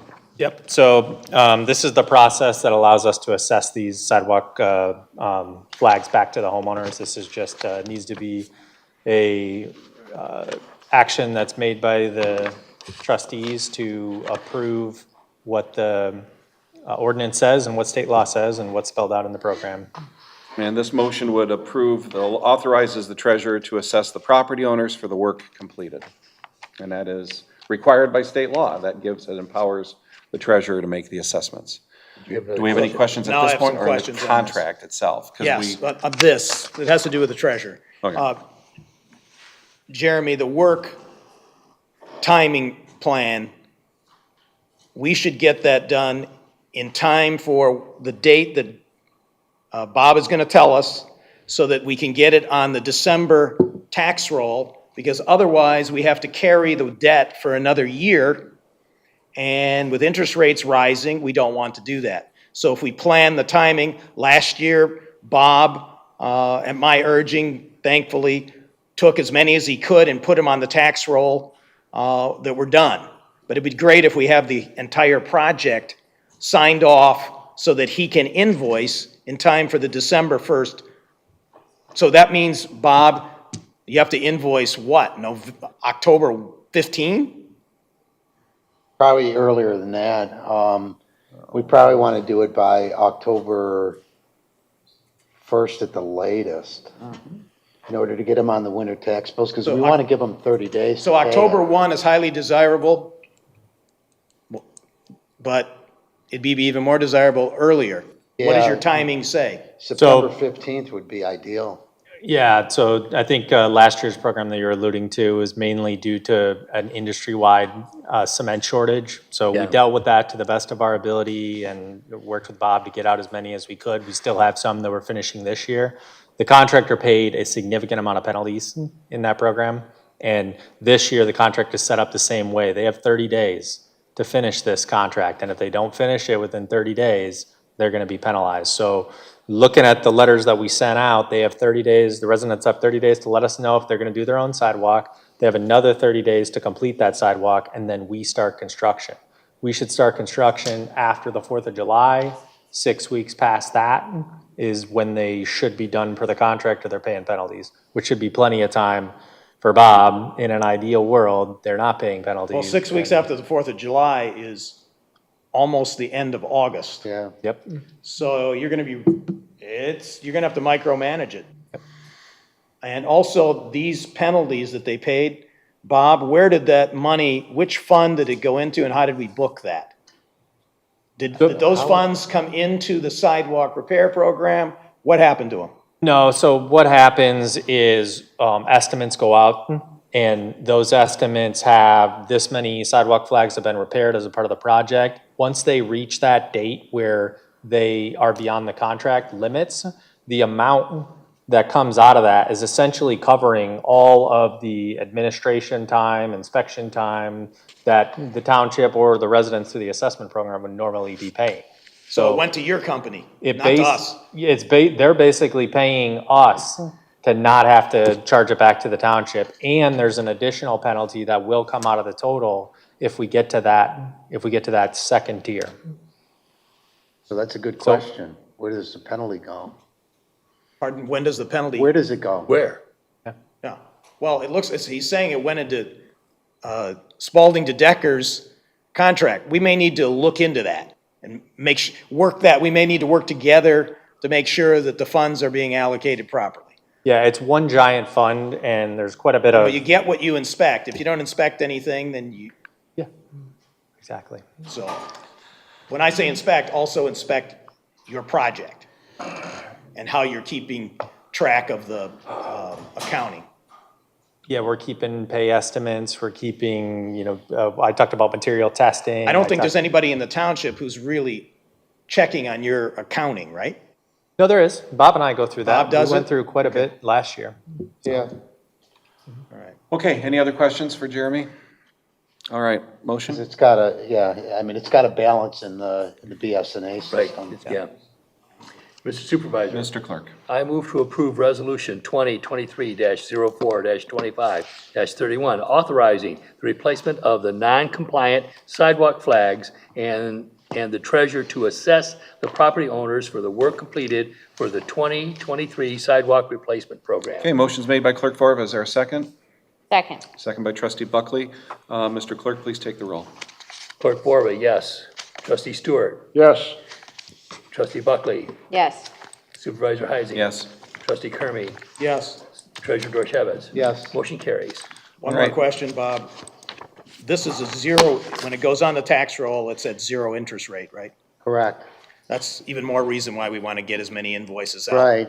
If we ever consider charging interest, if we consider that in the future, I think we wouldn't do that before everybody has had one round of no interest, because so The far. 5, yes. Yeah. 1 year interest-free? No. No. After this year, there'll be Cycle. 3 zones.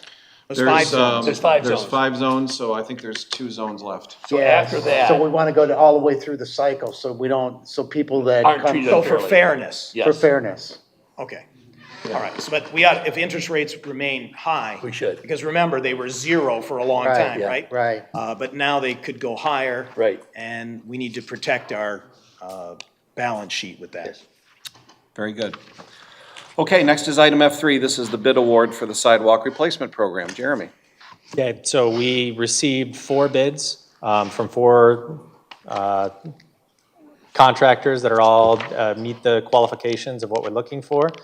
The bids ultimately came in, I think the total that we sent out on the letters is less than what was on the letter last year. Are we expecting any concrete shortages like we had last year? We are not, and they have confirmed that they have bought the complete allotment for what they'll need for this program and to finish out the previous year's program. Okay. How does the price compare, price per square foot? Last year? Yeah, I can't remember. It's a little bit less than what it was last A year. little less? Oh. So we've been fortunate in that we've gotten a lot of competition and a lot of good firms in here. We've had previous firms that didn't do as well as the current firm. It's tough work. Okay, need a motion on this? Yes, Mr. Supervisor, I move to adopt resolution number 2023-04-25-32, authorizing the Board of Trustees to approve the award of the 2023 sidewalk replacement program to Great Lakes Infrastructure in the amount of $372,250.20. Second. Motion's made by trustee Stewart, seconded by trustee Kermy. Mr. Clerk, please take the roll. Treasurer Dorchevitz. Yes. Trustee Kermy. Yes. Supervisor Heisey. Yes. Trustee Buckley. Yes. Trustee Stewart. Trustee Stewart? Trustee Stewart. Yes.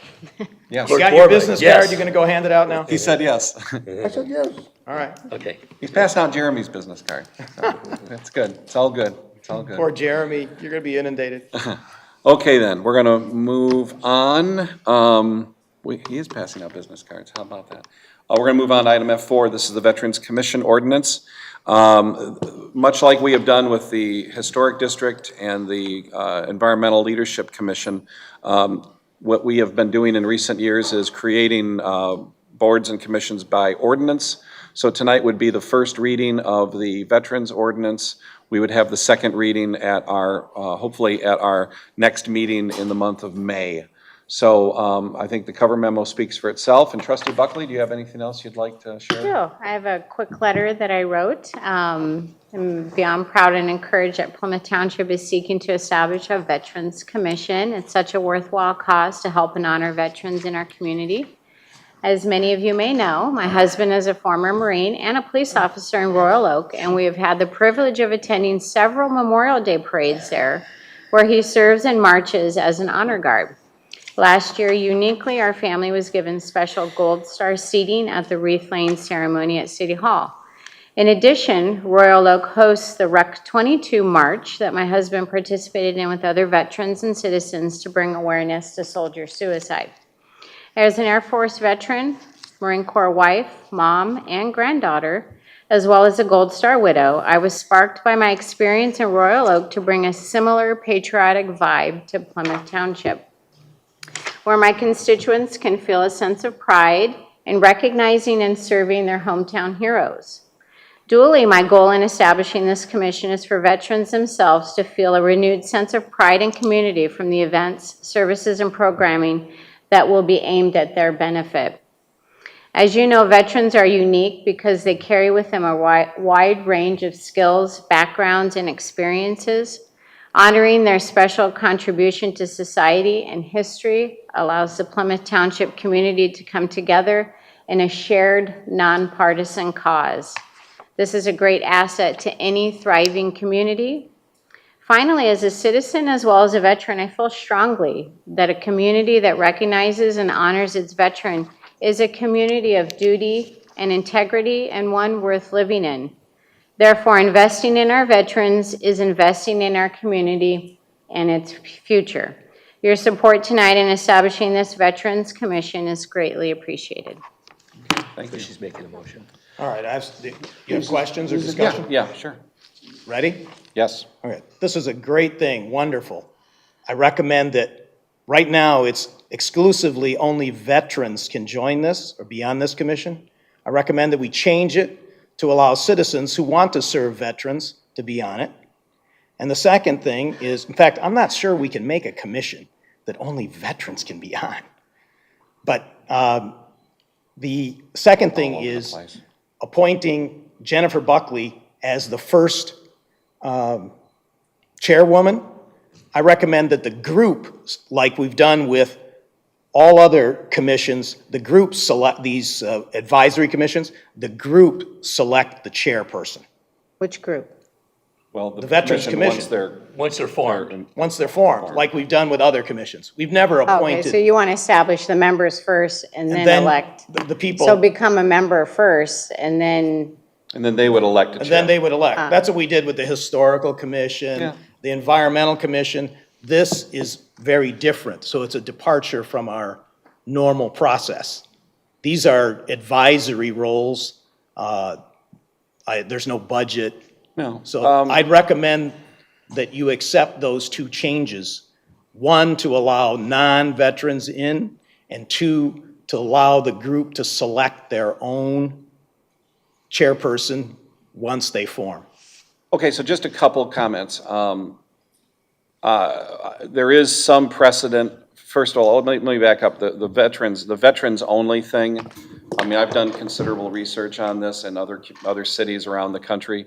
It is common to select veterans for this because they would have the requisite expertise and life experiences necessary. And so I don't think that's unduly exclusionary or discriminatory, in any way. So I would still like to keep it as veterans. Frankly, just since we have published this in the agenda, I've already had I've been approached by a couple of vets already who have expressed an interest in serving. So I think we're going to have a really good level of interest. group of people, I see Mr. Callahan is here tonight We too. hope he does. Former Marine. I know there's No no such thing as a former Marine. No, there's no such thing as an Ex-Marine. ex-Marine. Ex-Marine. You can be a former Marine. So, I think we're going to we've got a lot of great people like Mr. Callahan in the community who I know are interested in serving. And I hope that you would consider this as well. We'd appreciate. I do want to consider but- what Mr. Kermey is saying though, because I mean, even though I am a veteran, I've been an Army wife, I've been a Marine Corps wife, I'm a mother of a Marine, so I do have experience. If I had never served, I do have experience having lived on bases, working with soldiers, Marines, so on and so forth. I do think it's something maybe we should consider. Well, it's a 9-member commission, so I really, my preference would be to have veterans on there as at least. Sure, we Would can we appoint be able veterans, to but get they- all 9 veterans? I mean, Oh, if I we think opened it you'll- up to Blue Star Mothers, I mean, you know what I'm saying? I think you'll be surprised how many vets we get. There's a high level of interest in this. I think so. it's too restrictive. We have American Legion and VFW, which is exclusive already. So this would open it to the people who cannot serve, cannot be in the VFW or the American Legion that want to serve our veterans. Well, the It's a VFW very logical idea, I think. Our VFW has auxiliary members. I know several people who are auxiliary members of the local VFW who have never been veterans. Yeah, they're auxiliary, but they're not a full member. Like, here you could be a full member of the commission and be a average citizen like me. Or We have no average citizens here, they're all exceptional. They're all above average. So, trustee, what do you want to do? I agree.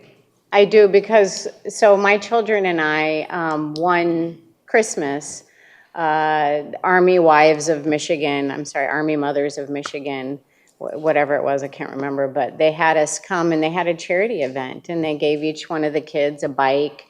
And it's these moms that really pour out their heart and soul to the veterans. And I think their compassion, their experience with their children would add a lot of benefit to the full commission. Okay, what about Mr. Kermey's suggestion on the chair? Do you want to just let that go for now? I found it as a sign of respect that this was your idea. I And mean, that obviously, you're You're going to get voted into it anyway. You're so you might as well. you're the only person in town who has both feet in the Board of Trustees and as a veteran. Yeah. And I will say there is some precedent for this, because I know when we created the Historic District Commission, we did appoint Dempsey to that commission. Now, we didn't make him chair, Right. but we did appoint him to that, because that Historic District Commission was totally his idea. He wrote the ordinance up and everything. So he served on it. And he was very served on it. active in it. Yeah.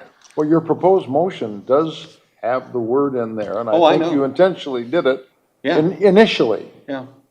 Yeah, I mean, I came to Supervisor Heisey Well, I with said the initially, idea, yeah. and I mean, she and could have maybe I'm just, passionate about it, kick but it the doesn't meeting mean off, that you know, I have and- to be the chairwoman on it, so. well, I just have to be chaired initially, so I did take into account that this was not going to be permanent, you know. Somebody's got to kick the meeting off, so that could be her job.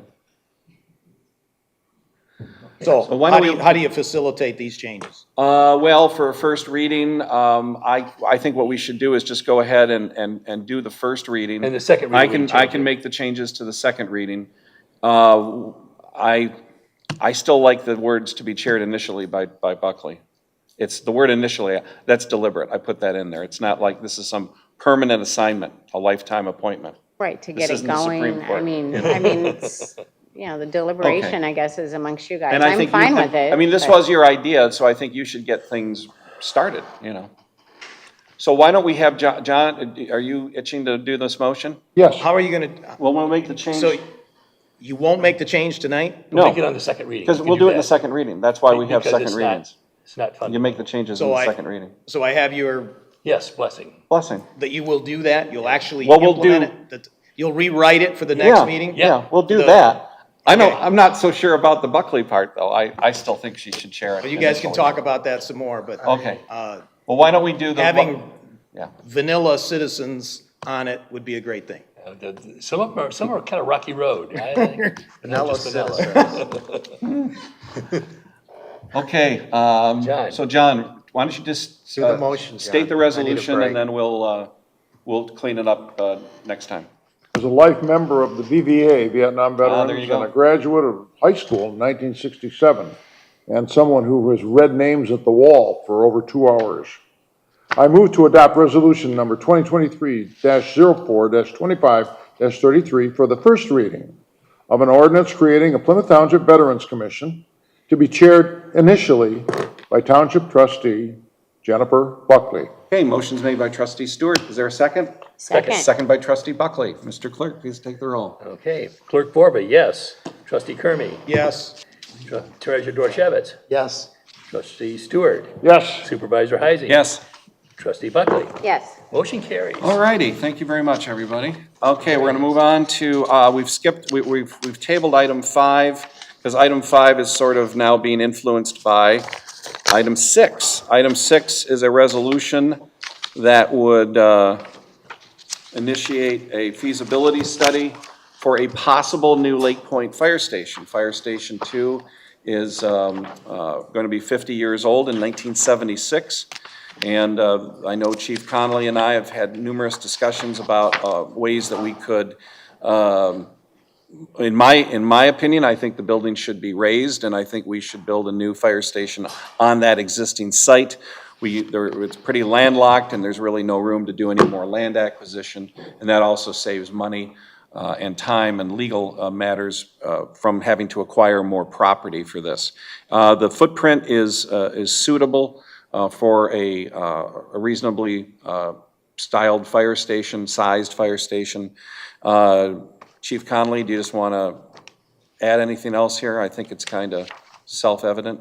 As you said, it's almost 50 years old, 50 years old. Energy efficiency of 1976 compared to now. Yeah. Okay, we need more bays as well, I believe. We need more storage. The rooms are also, we do not have any female firefighters at this time in history, but if we do, we do not have suitable accommodations.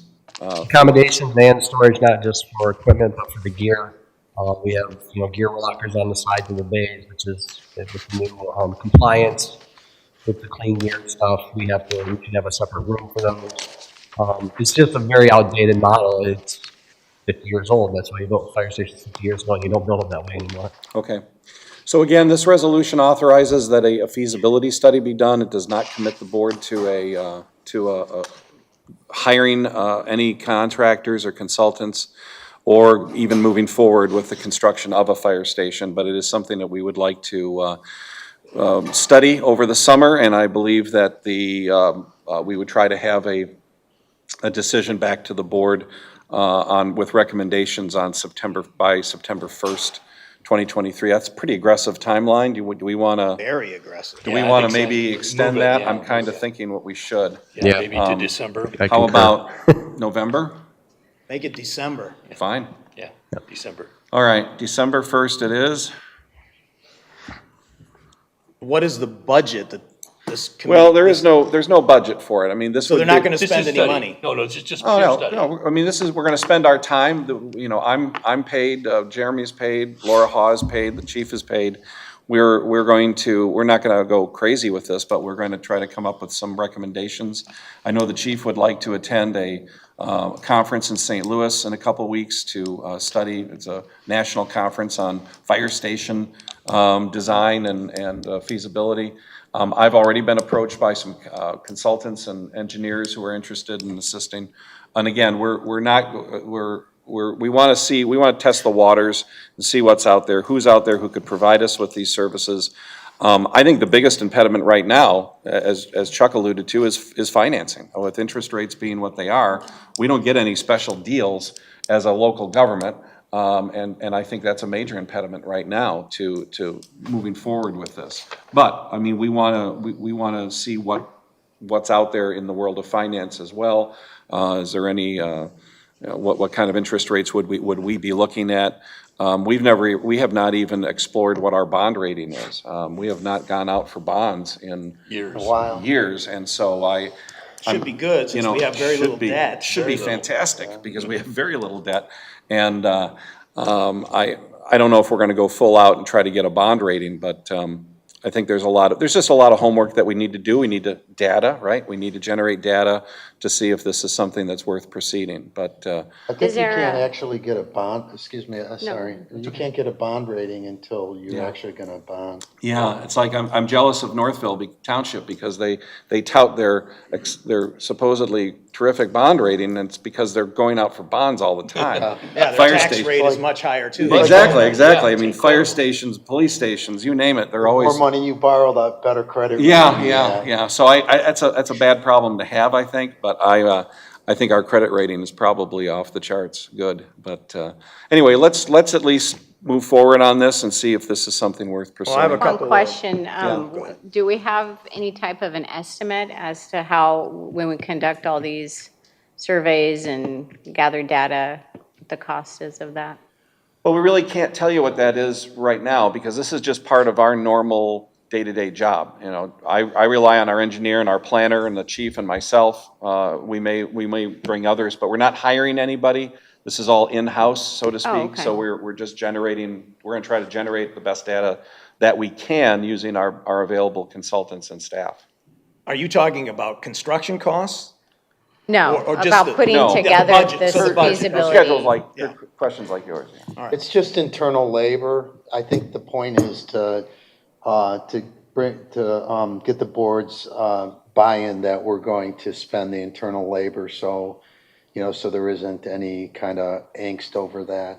Well, because that came up when we were talking about the water metering and and Kermie had asked about what is the cost going to be to put all that together. It's a legitimate concern, and I think when we revisit that issue, I think what we should do that night is have a full-out study session and really flesh that out.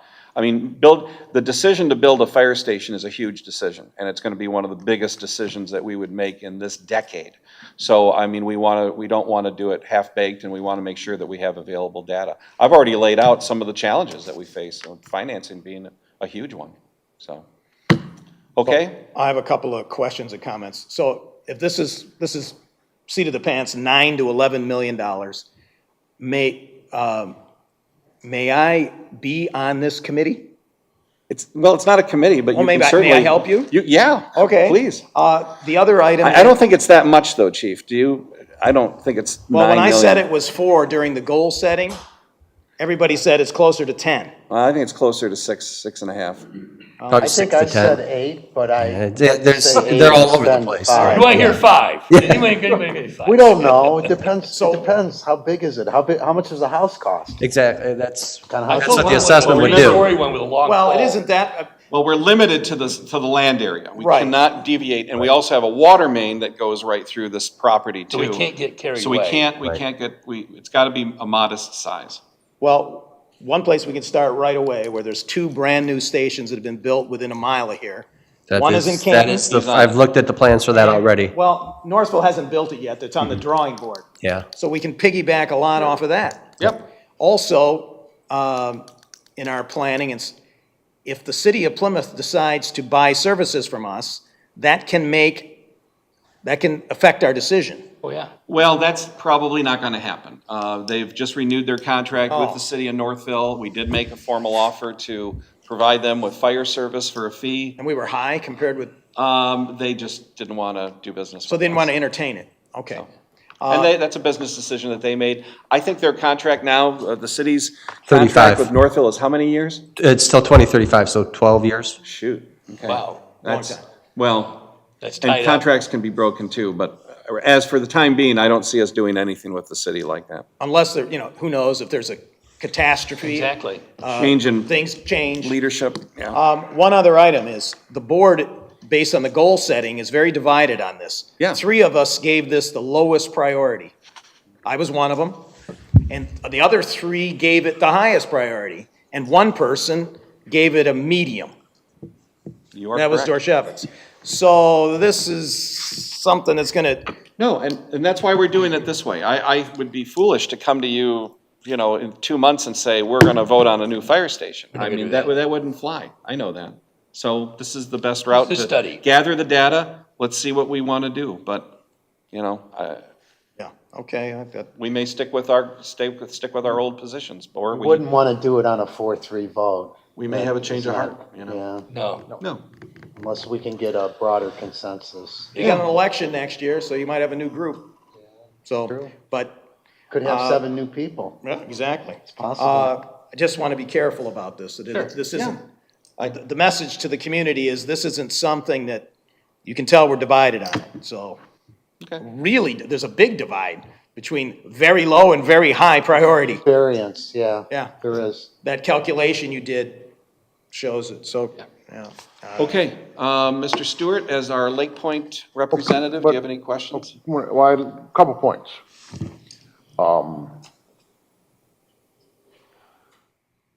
I think this is an excellent idea on your part, but I had to do a lot of homework. This board unanimously approved a several hundred resident housing unit on Plymouth Road. We have major world-class corporations who call upon the fire department. And I'm talking about Webasto, I'm talking about Bosch, I'm talking about Rivian. I want to encourage you to come to do a lot of homework. You got a lot of work to do. I want a report from A to Z. I hear from firefighters one-on-one about the increase in the number of runs. I see my longtime 30-year friend Dave Fox on the road in Lake Point. Big Dave. I want to encourage you to, now that the police chief doesn't get put off by this, and I don't want you to either. I want you to measure up to the standards of Lake State Superior University, a fire curriculum, and what they recommend. I want to hear the state standards for service of firefighters to their people. And I want to hear and you can get a free recommendation and evaluation from Lake State Superior University in Sault Ste. Marie, Michigan. Lake Superior State. Lake Superior State, right. Oh, I smell a road trip. Lake Superior. Now. I'm very familiar with that university. The public, I wish our board meetings consisted of where you gentlemen were 3 hours ago, and I get messages from Richie Inman and others saying, a GFL truck overturned on 275. Plymouth Township Police and Fire were there. The whole northbound 275 was closed off. What day? 3 hours ago. Glad we're not on the road. Okay, so. So I'm saying, you've got an increasing load of responsibility. And I want to hear about that. And when I was trained as a prosecutor, we used to say, pour it on, Mr. Prosecutor. Will you give me all your facts and data, that funny word, from A to Z on where we need to meet the needs of the people of Plymouth Township. And I'll look forward to that report. And I support you completely. Oh, absolutely. I don't know have who the you're data gonna for you. call I upon to will help you definitely get it to you. Make up that report. Absolutely. I can Okay. definitely give you Okay. some great data Thank on you. that. I'll be glad to Do you offer want the to make that motion? I move that the Board of Trustees approve the attached resolution 2023-04-25-35 regarding a feasibility study for the possible new Lake Point Fire Station. And we'll amend the resolution to reflect that it would be due by December 1st. Yes. So agreed. So moved. So Okay, moved. moved by trustee Stewart. Is there a second? Second. Second by treasurer Dorchevitz. Mr. Clerk, please take the roll. Clerk Borba, yes. Trustee Kermy. Yes. Trustee Buckley. Yes. Trustee Stewart. Yes. Treasurer Dorchevitz. Yes. Supervisor Heisey. Yes. Motion carries. Okay. Thank you. All right, moving right along. So we have item F7, salary adjustments for the non-union employees. I'm requesting a budget amendment, appropriation of no more than $3,500, that's not a typo, for non-retroactive salary adjustments for several of our non-union employees. It says here effective May 5th. Should be May 1st. Should be May 1st, because that- that would be the next round of payroll. Because May 5th is in the middle of the pay period, and it messes up payroll. Yeah, and that will be reflected in the future items as well. That's right. So what are the names of the employees and what's the percentage increases? On average, it's, every employee will get no less than 2%. Some will get a little bit more. I know our police chief will be as well, because it's his annual review, which has been completed. And we can When did get you you. start up? May. May? All right. Yeah. The chief has just done an exceptional job. We'll certainly get you those names, Chuck, as we have in the past. The big difference here is that this is not retroactive, and this will help to sort of reset the clock, so we do not find ourselves in that retroactive pay scenario, which I know has given consternation to many board members and to me. It's difficult to administer, and Thank you for doing that. yes, and you're welcome. So this would set us back on a regular course of action. And the relevant employees have been notified, and I have heard no objections. You mean notified of what? That there's going to be a raise. That there's going to be a raise. Before we approved? Well, I mean, it's on the agenda. That we so- put it on the agenda. Oh, we're putting it on the agenda. Ready for a motion? Yes, sir. Yes. Any other questions, Chuck, or are you good? Is anybody okay, obviously somebody in the supervisor's office is getting a raise? Yes. That's one person. Yes. And somebody in the police department, probably? Well, the non-union employees who Right. are typically the appointees or department heads. We do have some unique contracts, though. I know like the Kudra and Krebs have personal service agreements with the township. You have Miller in the police department that's non-represented also, right? He's union. Miller's, yeah. Is his name Miller? I don't know. Yeah, he's union. Who are we talking about? He's at that desk right there. Oh, Glenn Miller. Yeah, he's in the TPOAM. union. TPOM Yeah. is union. Oh, he's union, Yes. okay.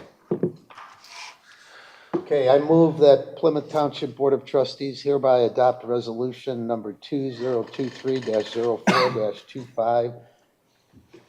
2023-04-25-36. Yeah, by authorizing pay adjustments for various non-union employees as determined by the supervisor, and authorizing the finance director or designee to amend the fiscal year 2023 general fund budget for the Township Supervisor's Office in the amount of $1,500 and the Finance Office in the amount of $2,000 for wages, Social Security, and 401A defined contribution to the appropriate expenditure accounts in the total amount of $3,500. Motion's made by Treasurer Dorchevitz. Is there a second? Second. Second by Trustee Stewart. Point of clarification, this is the real raises are greater than this amount because there was something in the budget. This stuff was isn't just, budgeted. this is not the only amount, $3,500. No, we budgeted something. Yeah, so this is in addition to the budgeted, what Right. was Yes, sir. budgeted. Yeah, $3,500, yeah. So motion's been made and seconded. Mr. Clerk, please We take need to the lay roll. this out in the future really better versus. Well, it was in the doing budget. it. No, being a narrative. I mean, we put a chart up and if you don't want to name their name, you put employee X, Y, Z, what they're getting, you know, that to be transparent. All right. Clerk Borba, yes. Trustee Kermy. Yes. Trustee Buckley. Yes. Treasurer Dorchevitz. Yes. Trustee Stewart. Yes. Supervisor Heisey. Yes. Motion carries. Okay, item F8 is salary adjustments for the deputy clerk and deputy treasurer. These are unique because under state law, their salaries can only be set by the township board. State law allows for, actually requires a deputy clerk and deputy treasurer. Those are statutory positions. There can also be a deputy supervisor, but we don't have one. We don't need one in Plymouth Township, unlike other townships. Thank you. Unlike other townships. Thanks to you. So you're saving a ton of money right there. Yep. But otherwise, these salaries have to be set by resolution. The cover memo is very self-explanatory. We've been bumping them up consistently over the last couple of years, but they have not had a pay raise since December of 2021. I know that the deputy clerk was paid an election year stipend, and I know that the deputy treasurer was paid a premium pay for her service, her solo service during the absence of Treasurer Clinton. So tonight, consistent with state law, we're asking for a fixed salary adjustment to $80,000 for the offices of deputy clerk and treasurer effective May 1st, 2023. We are also, though, discontinuing the premium pay for the deputy clerk. One point, Mr. Supervisor, and I just would like you to confirm. I mean, for 2 years of my life, I spent working full-time for the Michigan Municipal League. Right. And you work with the Michigan Townships Association. All of these are modest pay increases on a wage and salary compared to all other townships of proportionate size in southeast Michigan.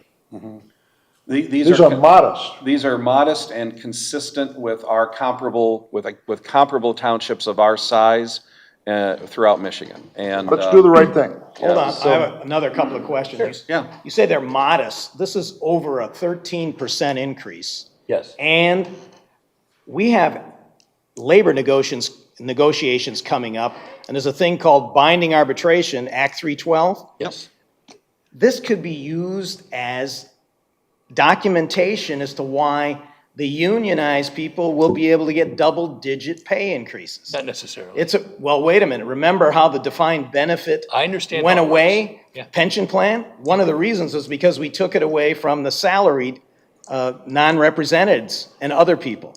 So this is a big raise, I think what you- 13.3%. Yeah, but I think what you got to look at, what I think the board has done wrong over the last decade is not to give consistent raises to these positions. True. And so as a result of that, you get behind and you never can catch up. And if there were so many years where they didn't get raises, right? And you could go back to 2010 or earlier. So it was spotty, 2% this year and then nothing the next year, nothing the next year, and then maybe 3%. And it is very spotty. And if they had gotten consistent increases along that pathway in today's dollars, they're not making any, well, actually, let me rephrase that. If they'd gotten consistent increases, they would be way above this. But in today's dollars, this number is not a greater salary than what they earned in 2017. It's because it's today's dollars.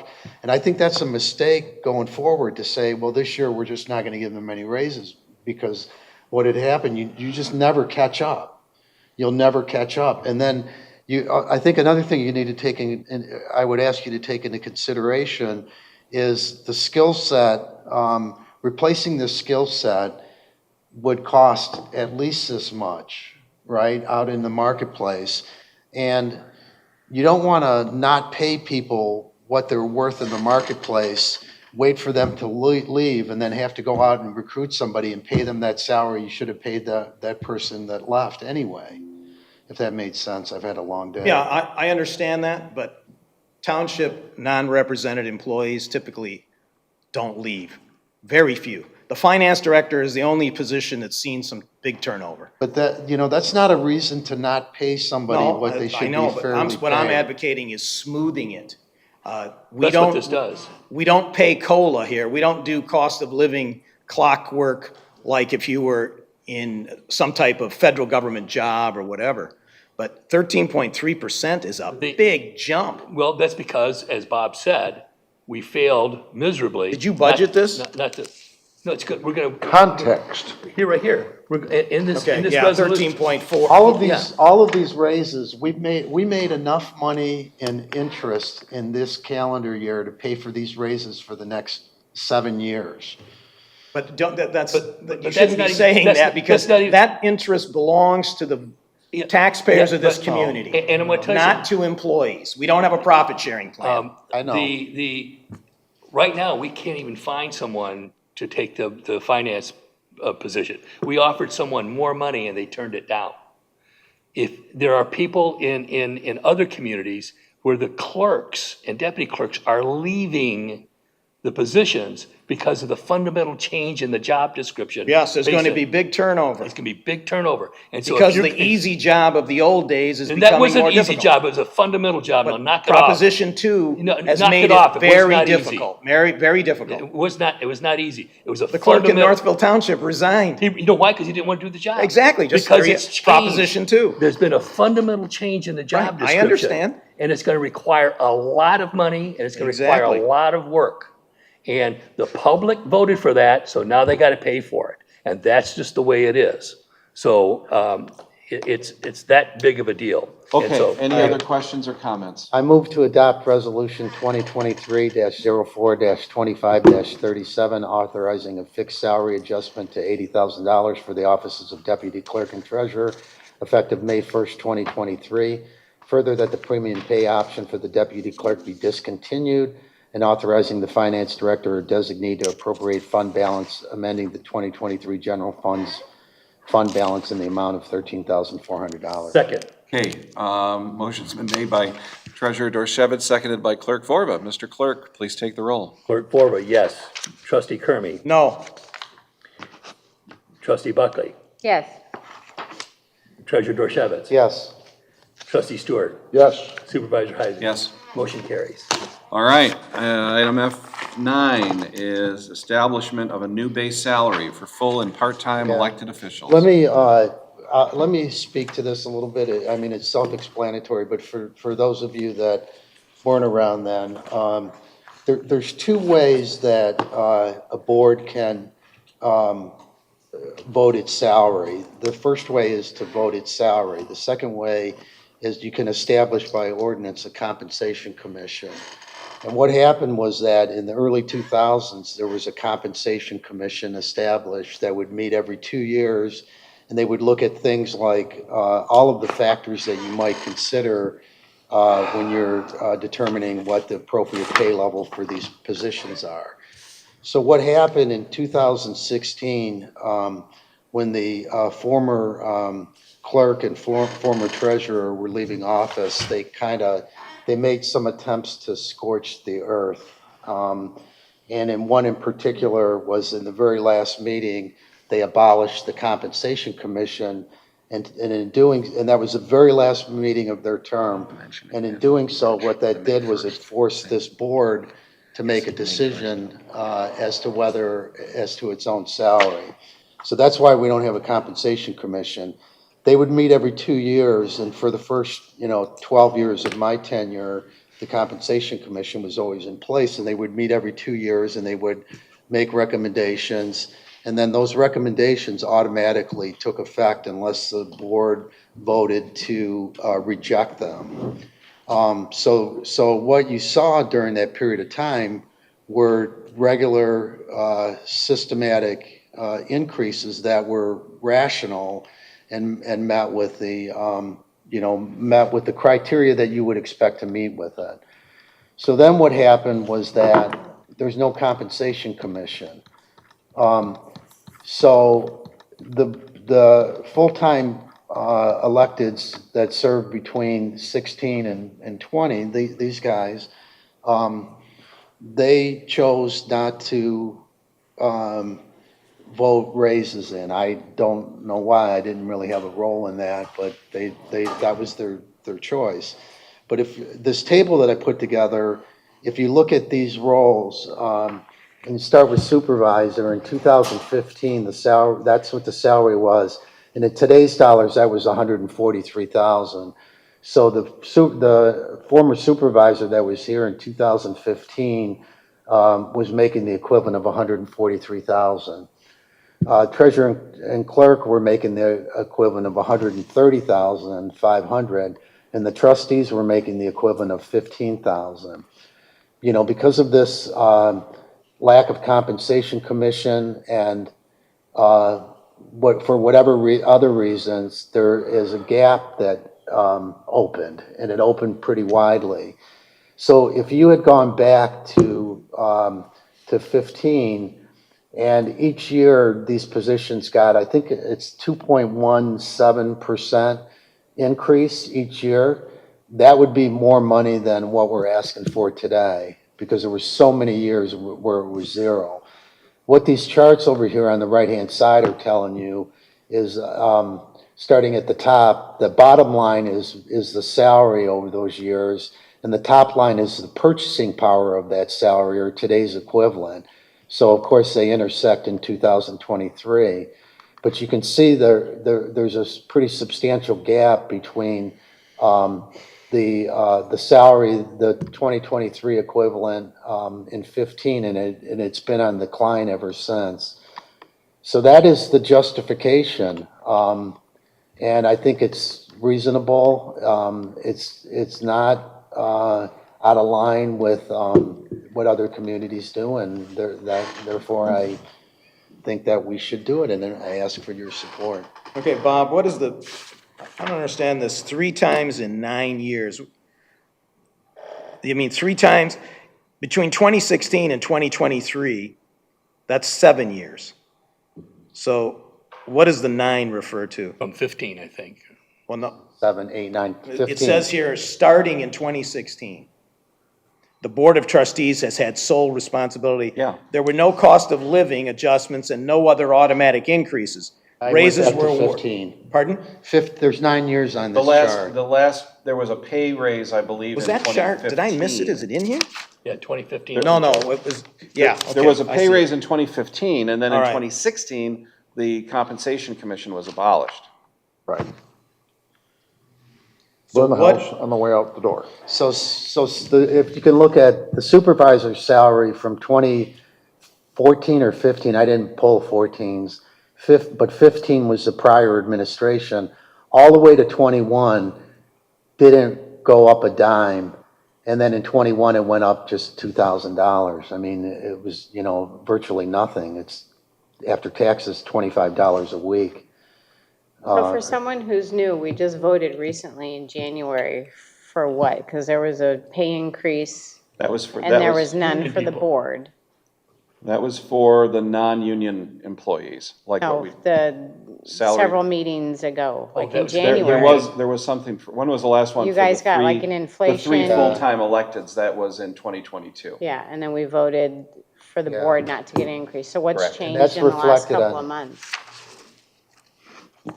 Well, but It's leveling this out. this is more of a reset. We've had more inflation, that's This is what's more of a happened, I reset. guess. I That's what don't- he's saying. I don't look at it as so much, it is, inflation is a factor, but I look at this more as a reset. I mean, we deliberately, as a board, did not, nobody took any pay raises for the first 4 years, from 2016 to 2020. I know, but we just voted on a pay raise several months ago, right? We did, yes, so the 3 full-time officials got a bump in 2021. One, And in 2022. 2022, I think it was and like- 2023. No, Nope. Then why does this say We just voted on It says this. 119, 361, what is that, Bob? For supervisor? Salary. I gotta look at my Yeah, and glasses. then That's what I'm Mr. getting now. Kermy said, oh, so we don't get a raise, and then you're like, Yes, you're absolutely right. Yeah. We gave a raise to people who work full-time in the last 12 months. yeah. Yes. Well, and And again, this- I'm and new this- Well, no, you were to the here. board, so I'm just Yeah. curious Again, I look at what this- happened in the last few months. So We're looking at this more as a reset because of the disparity that occurred in the first 4 years and the fact that comparable 6 years, and the fact that, again, if we're going back to comparables, which is what you do in union negotiations and all that, I'm in a very unique, I mean, I'm going to speak for myself. I'm in a very unique position because in the city of Plymouth, the mayor makes $25 a meeting. The city manager probably is making well over 150 at this point. Right. In the city of Northville, their mayor probably, I don't know, he might get free ice cream. I mean, I'm not knocking him, but I mean, it's an honorary position. Their new city manager is making $200,000 a year. Yeah. Okay. The supervisor in Canton is making, I would say, at least 135, 140. 40. And she has a deputy that makes is more than she making, does. that's probably, that we think is making about 150. Yeah, more And they than have a she. car, and they get mileage. I don't ask for mileage. I don't have a car. I pay my own cell phone. You know, I'm not on this township's healthcare plan. So, and again, I mean, we're a very, very lean operation. So, and again, I'm not trying to pat myself on the back, but I wear two hats. I'm an elected official, and I have responsibilities as an elected official, but I also have managerial responsibilities. So I am both a supervisor and a manager, and a full-time elected manager. No. And, I mean, if you look at other city manager jobs and township manager jobs across the street, go on the MML website. I mean, there are villages and small little communities up north where they're looking for city managers, and they're paying like 125, 130, 150. Small communities. Way smaller than us. Now, as far as Bob and Jerry go, the treasurer's job is a full-time job. I mean, he's here every Yeah, day. I'm not disputing any of that. I just was Jerry's curious where it came responsibilities from. are immense. I mean, again, in this township of Northville, their clerk did quit because the law is so ridiculous now. I mean, you have these elected clerks that aren't getting paid hardly anything. They're just leaving because it's not worth it anymore. So his responsibilities in particular, as well as his deputy, have both increased dramatically. I have not lost a single bag of money since I've been on my job. Okay, once again, you are under the comparable wage and salary of Michigan Townships Association and Michigan Municipal League. I can say where is that data? You have it? It's not here in the package. Supervisor has researched that. I know, put it in here. Oh, you want them to put it on Completed staff record? work. Well, email MTA tomorrow, or tonight. No, that's inefficient. When you Okay, come and I'd be ask glad for to move the motion. something, you bring the backup. Will you? What is the current salary of the supervisor? 120,000? 119.5, I think. Okay, so this is about almost a 9% raise. Yeah. Is it also, what is? Same because thing for the other guys. The base pay for the other guys are 108,672, is that the current? I think it's 105 something, isn't it? I think it's 108 something. Is it? Well, the chart says 2022 is 105,507. Yeah. But then it says 2023, 108,672. Okay, 108 then. Is that the current salary? Yes. So that's bigger than okay, what percent raise is it? Usually when you bring a request for a raise, you show the dollar amount increase and the percent increase. So let me calculate I it. know you want to. No, I just wanted data. No, what you want to do is say, oh, look at how big this percentage is. No, If you're going- percentage- If you're going to pay people to do these jobs, and this is not so much about what I'm doing now and what Bob's doing. In the future, you're not going to get people to come and do these jobs. But I think I'd 10,000. like to really circle back to the point that you can, because things were, the gap widened so much over that period of time, you start looking at a percentage and you say, well, that's a huge jump. And it may well be from a percentage standpoint. From a real dollar standpoint, it's not that much. And again, it was if there had been just regular raises that were less than what the collective bargaining units got over that period of time, the salary levels would be higher than what we've requested right now. Okay, It's so just these that- are 10% raises approximately. So, 9 something. well, But I think- 10% for treasurer and clerk. I think the compelling argument, which Bob mentioned, if you could just scroll down a little bit, I think it's that 2.25% figure. If salaries had been adjusted annually by just 2.25%, they'd still be higher now than what's being requested. If you look at what our unions get, you're looking at pay raises every year of anywhere between 2.5, 2.75, 3, 4. I think with police union got a 4 one time. So I mean they've been they've been at a steady pace. These offices have not. There's political decisions that have been made. I think a lot of this goes back to the very ugly 2016 election where we had people serving in office that I obviously didn't feel belonged there, and. I'll be glad to offer the motion. And anyway, I mean, Well, so you don't think there's a risk of Act 312, you be having this used against us? There's going to be an Act 312 risk every time we negotiate with the police or fire union. It's going to happen all the time. It's going to happen, and they're going to look at other factors. They're going to, hey guys, they're going to look at other factors. They're going to look at our tax rate. They're going to look at our taxable value. They're going to look at population. They're going to look at comparables in other communities. My concern is not what happens here tonight. It's what's happening right now in Livonia, in Northville Township, and Canton Township. That's the competition. We can't hire and retain good cops and firefighters because we're getting clobbered by our neighbors that are offering way more in money and benefits that I don't want to offer. They have a very high tax rate, And those communities. absolutely, Very and high. I think I think in some cases they're making reckless decisions because they want to go back to DB plans on some of those unions, and I think that's And Livonia did. and I'm never going to allow that, and I know you won't. That's just the environment that we're in right now. So the police and fire unions are going to be throwing everything on the table like they always do. I hope we don't go to 312, but if we do, I mean, we're going to be compared to these other communities that are offering a lot more and exactly do have far higher taxes than we do, and we want to keep taxes low. So is this going to be a one-time vote, or Well, is there according gonna to be a COLA every year? according We're to going to this, ask for another one next month? meeting. Okay. Oh, shush. This would not, this would remain, it's in the motion, the effective base salary amounts remain unchanged through January 1st, 2025. We may all be long gone by then. Yeah, that's when Sorry. I what you didn't see call that. the new board is being taken over. 2024. Five. November the 20th. Well, legally it's November 20th or 22nd. At but noon. We're kicking this out to January 1st. John, Wow, this is a big one. you're going to make a motion? John Stewart? Sure.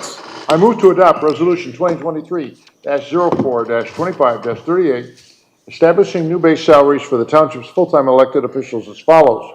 Supervisor, $130,000, clerk, $120,000, treasurer, $120,000, trustee, $13,200, effective May 5. No, May 2020 1st. May 1st. May 1st, I beg your pardon, May 1st, 2023, and authorizing the finance director or designee to appropriate fund balance in the amount of $14,200, amending the 2023 general fund affected wage and FICA account budgets as needed to provide for salary adjustments for the elected positions of supervisor, treasurer, clerk, and trustee. Furthermore, that these base salary amounts remain unchanged through January 1 of 2025.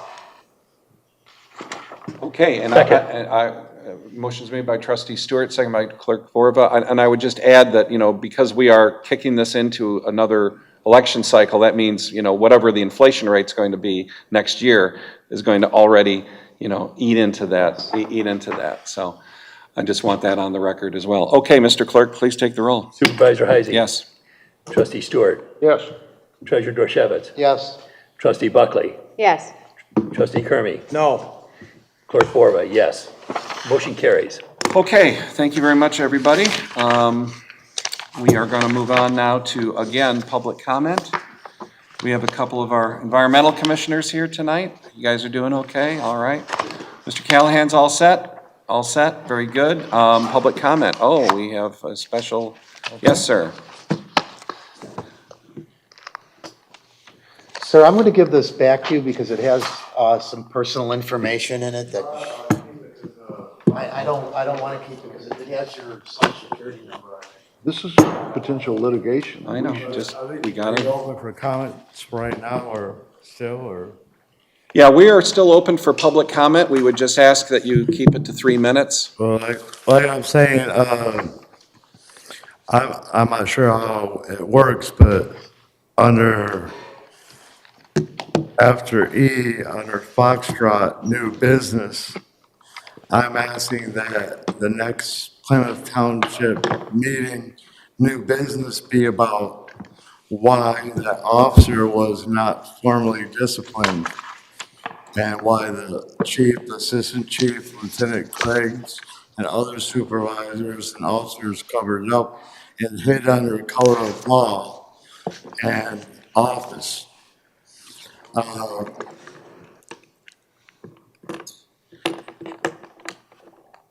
Like I said, this community doesn't have that much crime, and we should not be afraid of our police or government,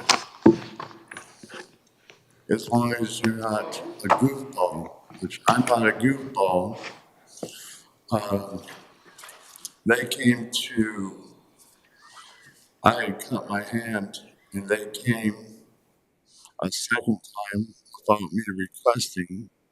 So I was basically false imprisoned. They used excessive use of force and everything else in front of the sergeant and other officers. And they used this gentleman as a fall guy, and the department covered it up. And their philosophy states that we will not do anything that the public will mistrust us for. Well, I can prove it. The officer's gone. They're refusing me to give me the information to file a civil suit, saying it's sensitive department information. Well, no, nothing about our government should be sensitive. We're not talking about secret spy stuff. We're talking about a dirty officer and other supervisors. So I despise people that hide under color of law or office. And I'm officially asking for an investigation against the chief, assistant chief, Lieutenant Craigs, the officer on duty, the sergeant on duty, and other officers, because they knew what that officer was doing to me. I finally said, stop. And I told another officer to escort me about the incident. You know, I wasn't even being arrested.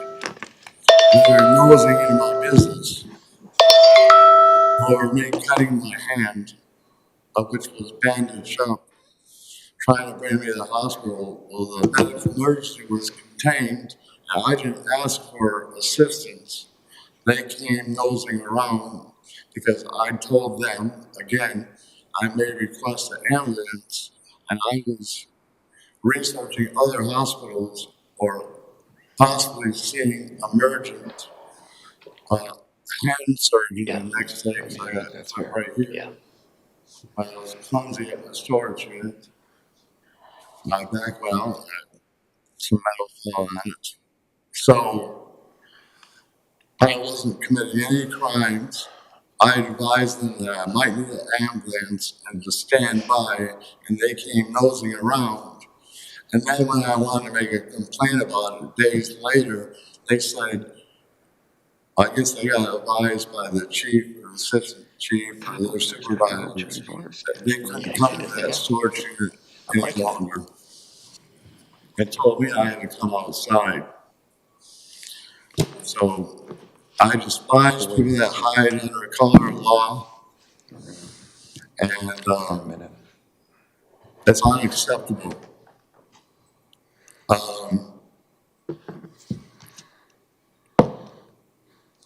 Is this what we want to teach our children? That, not teaching integrity, morals, and ethics? You just want to continue this vicious cycle. So again, I ask, I'm not sure when the next meeting is, how many days. I ask that it be placed under Foxtrot new business for investigation. And the supervisors be formally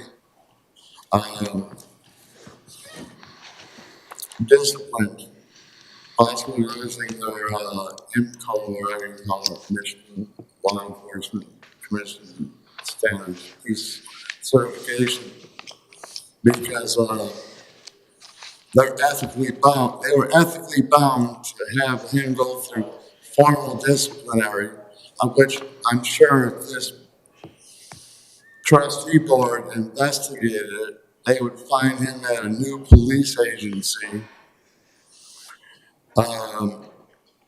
probably impeding on other people's constitutional, civil, and due process rights. So I'm not sure if I officially have to request for a proper investigation for a vote. I'm not sure how your bylaws provide. So Mr. Holgate, we gave you 6 minutes, and we've heard your concerns. We appreciate your concerns. We appreciate you sharing them with us. I would like, it's almost 9:30. Yes, I'll make it brief. I'm just wondering if you can vote today whether or not to investigate. Well, we can't said vote, I'm sorry. proven allegations. Yeah, we can't vote on anything that's not on our agenda. That would be a violation of the Open Meetings Act, so we can't just Well, vote I'm on asking things for it like to be that. placed on the agenda for the next meeting. We will consider that. How can I get but, that placed on the agenda? You've made a formal request, and we will, we've heard your concerns tonight, and we will take that all into consideration. So I would assume this committee would want to investigate an agency that covers up and tells them to resign in lieu of disciplinary, of which he was told that if you're going to get found guilty, and the only result is going to be termination, of which you'll lose your peace officer certification. So just resign, and we'll probably give you a good reference. So he's probably impeding other people's lives. Okay. No, and we've heard those concerns, and we appreciate your concerns, and we would like it if I'm you just could. asking, I'll just use 20 seconds more. I'm just asking this board to have the ethics of integrity, morals, and ethics. That's all I'm asking. Okay. We appreciate that, Mr. Holgate, and we will certainly take your concerns into consideration. We appreciate your time tonight. Now, I'll email. Thank you. Email you, sir, because I believe I got your card. Okay. All right. You have a good night, sir. Okay, we're going to move on to board comments. Trustee Buckley? Well, that always catches me off guard. Yeah, I know. I'm good. You're good? Okay. Treasurer Dorshevitz, I know you have to go to I got a 2-hour gotta drive get moving, back to so my class. you're all set? Okay. I came down from You're my excused. Trustee Kermy? Couple of things. Labor negotiation status, closed session, or you can do a one-on-one? Yeah, we don't I'd like to have- know where we're at. Yeah, well, we're really nowhere right now. We have the 2 police contracts expire at the end of this calendar year. The fire contract expires in March of next year. However, we are talking to the unions right now about a possible contract amendment that would provide for lateral transfers, which would be meaning, again, as I spoke to earlier, we're in a situation now where police departments are basically poaching police and firefighters from each other. So we need to have we need to consider language in a contract amendment that would come to the Board of Trustees after a closed session to talk about what those lateral transfer agreements I would mean, this look is like. to take an experienced officer from another department, instead Bring of them coming in at at the bottom, they would come in at At somewhere. rate. Yes, sir. Okay, I understand. Yeah, it's a lateral transfer. And so you're going to see some more information on that in the weeks ahead, but it's still too early to do any contract negotiations. I know our labor attorney is already working on the comparables, looking at other communities that would be similar to us in terms of the requirements of a comparable community, so it's a population, tax base, taxable value, tax rates, and a variety of other factors. So we're working on it, but we're in the very early stages. Anything else, sir? Smart meter water proposal review status. Yes, they are in the actually, Bob is more involved in that than I am, but they are currently looking at a couple vendors. There's been a committee put together of Bob, Pat Felrath, a couple other of the leadership in the DPW, and then I think there's at least one outsider, like from another community. And they've been poring over RFPs, and I think they're going to make a couple recommendations on a preferred vendor, and then maybe I think we have to hire a consultant as well. But again, all of that is still being thoroughly reviewed by Bob and Patrick. When it comes time to make a presentation, as I said tonight, I think we should have a separate study session just to take a deep dive into that. Look over the business case. Okay. When will the auditors be here? The auditors are here right now. This week? Yeah, Yes. and we will have our formal audit presentation to the board on on June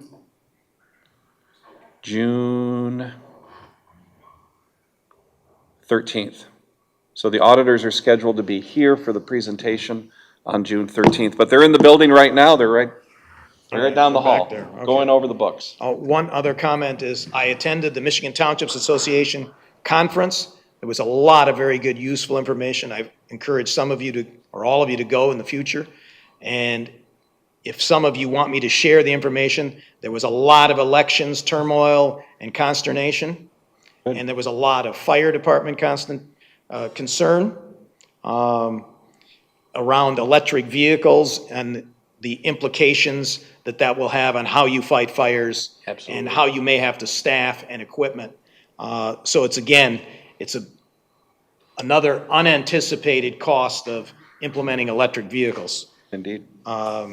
So that's Okay. all I got. Clerk Vorba. I'm good. John Stewart. 2 weeks ago, just one issue. 2 weeks ago, I'm from academia, a seminar was hosted here in this room on drugs. I kind of came to find out that it was fentanyl is only 100% more potent than morphine. The session that Chief Nitel organized here, and the young officer that he had assigned who coordinates with DEA, was extremely knowledgeable and is collaborating with our resource officer at the park, where there's over 6,200 students. And I heard from the deputy chief of police in Holland, Michigan, that Jimmy does an excellent job, referring to Chief James Nitel. And that session that was here with 40 people, I was I was honored to be the only one from the board who attended that 2-hour session. And it was extremely informative, and it's called living in the moment of what's going on out there with people who use drugs, not the least of which alcohol is a drug. So I want to thank you, Chief, and that session that you conducted here 2 weeks ago, or let somebody else conduct, I also noticed that you delegated the responsibility to this lady who on the police force who works with DEA. It has served as a model for other police departments across Michigan. Thank you. Yeah, I concur with that. We've had some terrific presentations by the police department in the last few months on senior scams, drugs, and they've been very well received. So that's the kind of community policing that we really need. So congratulations to the police. Looking ahead on board agendas, May 9th, we have the second reading of the Veterans Ordinance. We have an agreement with MDOT for higher grade fences along 275 at the intersection of 275 and Ann Arbor Road as part of the 275 project. You'll see. Are they ugly? Yeah, they're horrible, yeah. I mean, I'm just being facetious. So, I mean, what we're gonna do is we're gonna use DDA money. It's a DDA project. We're gonna buy better looking fences. They're going to be black and a little bit more decorative, a little bit more attractive. Not vinyl plastic. Not vinyl plastic and not just your basic metal, chain link fence either. We So, have like a 12,000 square foot house being built in the township that's using that vinyl ugly fence. We don't want to do that. okay. So you've been negotiating with MDOT? Well, we are working with MDOT. We've been talking with them throughout the whole 275 project. We want to update the whole cloverleaf there at 275 and Ann Arbor Road. It's a priority for the DDA. It's what DDAs are for, is to use their money to decorate and enhance the appearance of those major entryways. So but as we know, the 275 project is going to continue for at least another 2 years. And then the whole landscaping element, good heavens, that might be another 2 years, and you don't know. When you're dealing with Mother Nature like that, things could, trees might not take, you may have erosion and a lot of other factors. Jeremy, at the next meeting, we're going to give out the bid awards for the sidewalk gap projects, okay? We're getting a lot of kudos about that. People are very happy with the fact that we're finally connecting up those roads on North Territorial and Ann Arbor Trail. We need to look at Wilcox now as well, and Main Street, and some of the other ones that are on our priority list. And then we should have the Pulte, what I'm just calling the Pulte Sheldon PUD. This is the 72-unit development that was unanimously approved by the Planning Commission last week. This is the townhouses that will be roughly across from the Wendy's. Yeah, the Buick dealer, just exactly north of where the Hilton Gardens Hotel is. That was a part that was sectioned off from St. It was John. sectioned off, and we sectioned that off already. So what they've been given now is, they've been given PUD approval, and again, that's a contract between us and the developer. I think right now, though, with the housing, with interest rates being what they are, I'm not sure when they're gonna break ground on that, because it's a very challenging market right now. If you have a home for sale, I think it's an existing home for sale right now in Plymouth Township, I think you're gonna be okay. I think you can sell that house, again, if it's reasonably priced. But right now, because of interest rates and the general economic, malaise that we are in, I don't think new housing starts are being done in a very tentative manner.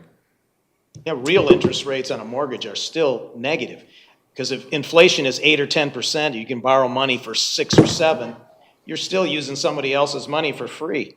Negative real interest rates, so it's not that bad. Well, Once the paradigm changes. Yeah, but the housing market is in not responding. The 1950s and 60s, mortgage rates were 5%. Yeah. Well, there's still a lot of sticker shock out there. I think people were used to much lower interest rates. I think we'll get through it. So, but anyway, that's all we got for the next meeting, and, I'm around if you got any questions. What about horse track? Is it coming up to the Planning Commission next Wednesday, May 3rd? Yeah, it may or may not at this point. I'm not trying to be smart aleck. We are still in negotiations with them on the PUD. The draft PUD is not finalized yet, and I don't know what we're going to give to the Planning Commission. So we should know more by Thursday, Friday morning. You have a drop dead date where you have to call it off? I would prefer if we get everything in place by tomorrow, but we can extend that, but I really am uncomfortable doing it past Thursday. So the window is closing. It doesn't mean that they're out of business, it just means that we would have to reschedule. But this is a very thorough and very, people are putting a lot of time and Well, effort can it go to into the meeting that would be a week after that regular meeting, or it's too tight? It's possible, but we're doing so much right now in the township, and I think that the planning commission is, they've had some very long contentious meetings lately. I think to put it on the regular agenda would just, something would have to be moved, or you'd be looking at a very long meeting for these people, so. Like the 1990s. They used to go to You never know. midnight regularly. Yeah. Okay, I need a motion to adjourn. So moved. Okay. Second. Motion by Stewart, seconded by Clerk Vora. All those in favor of adjournment signify by saying aye. Aye. We're adjourned.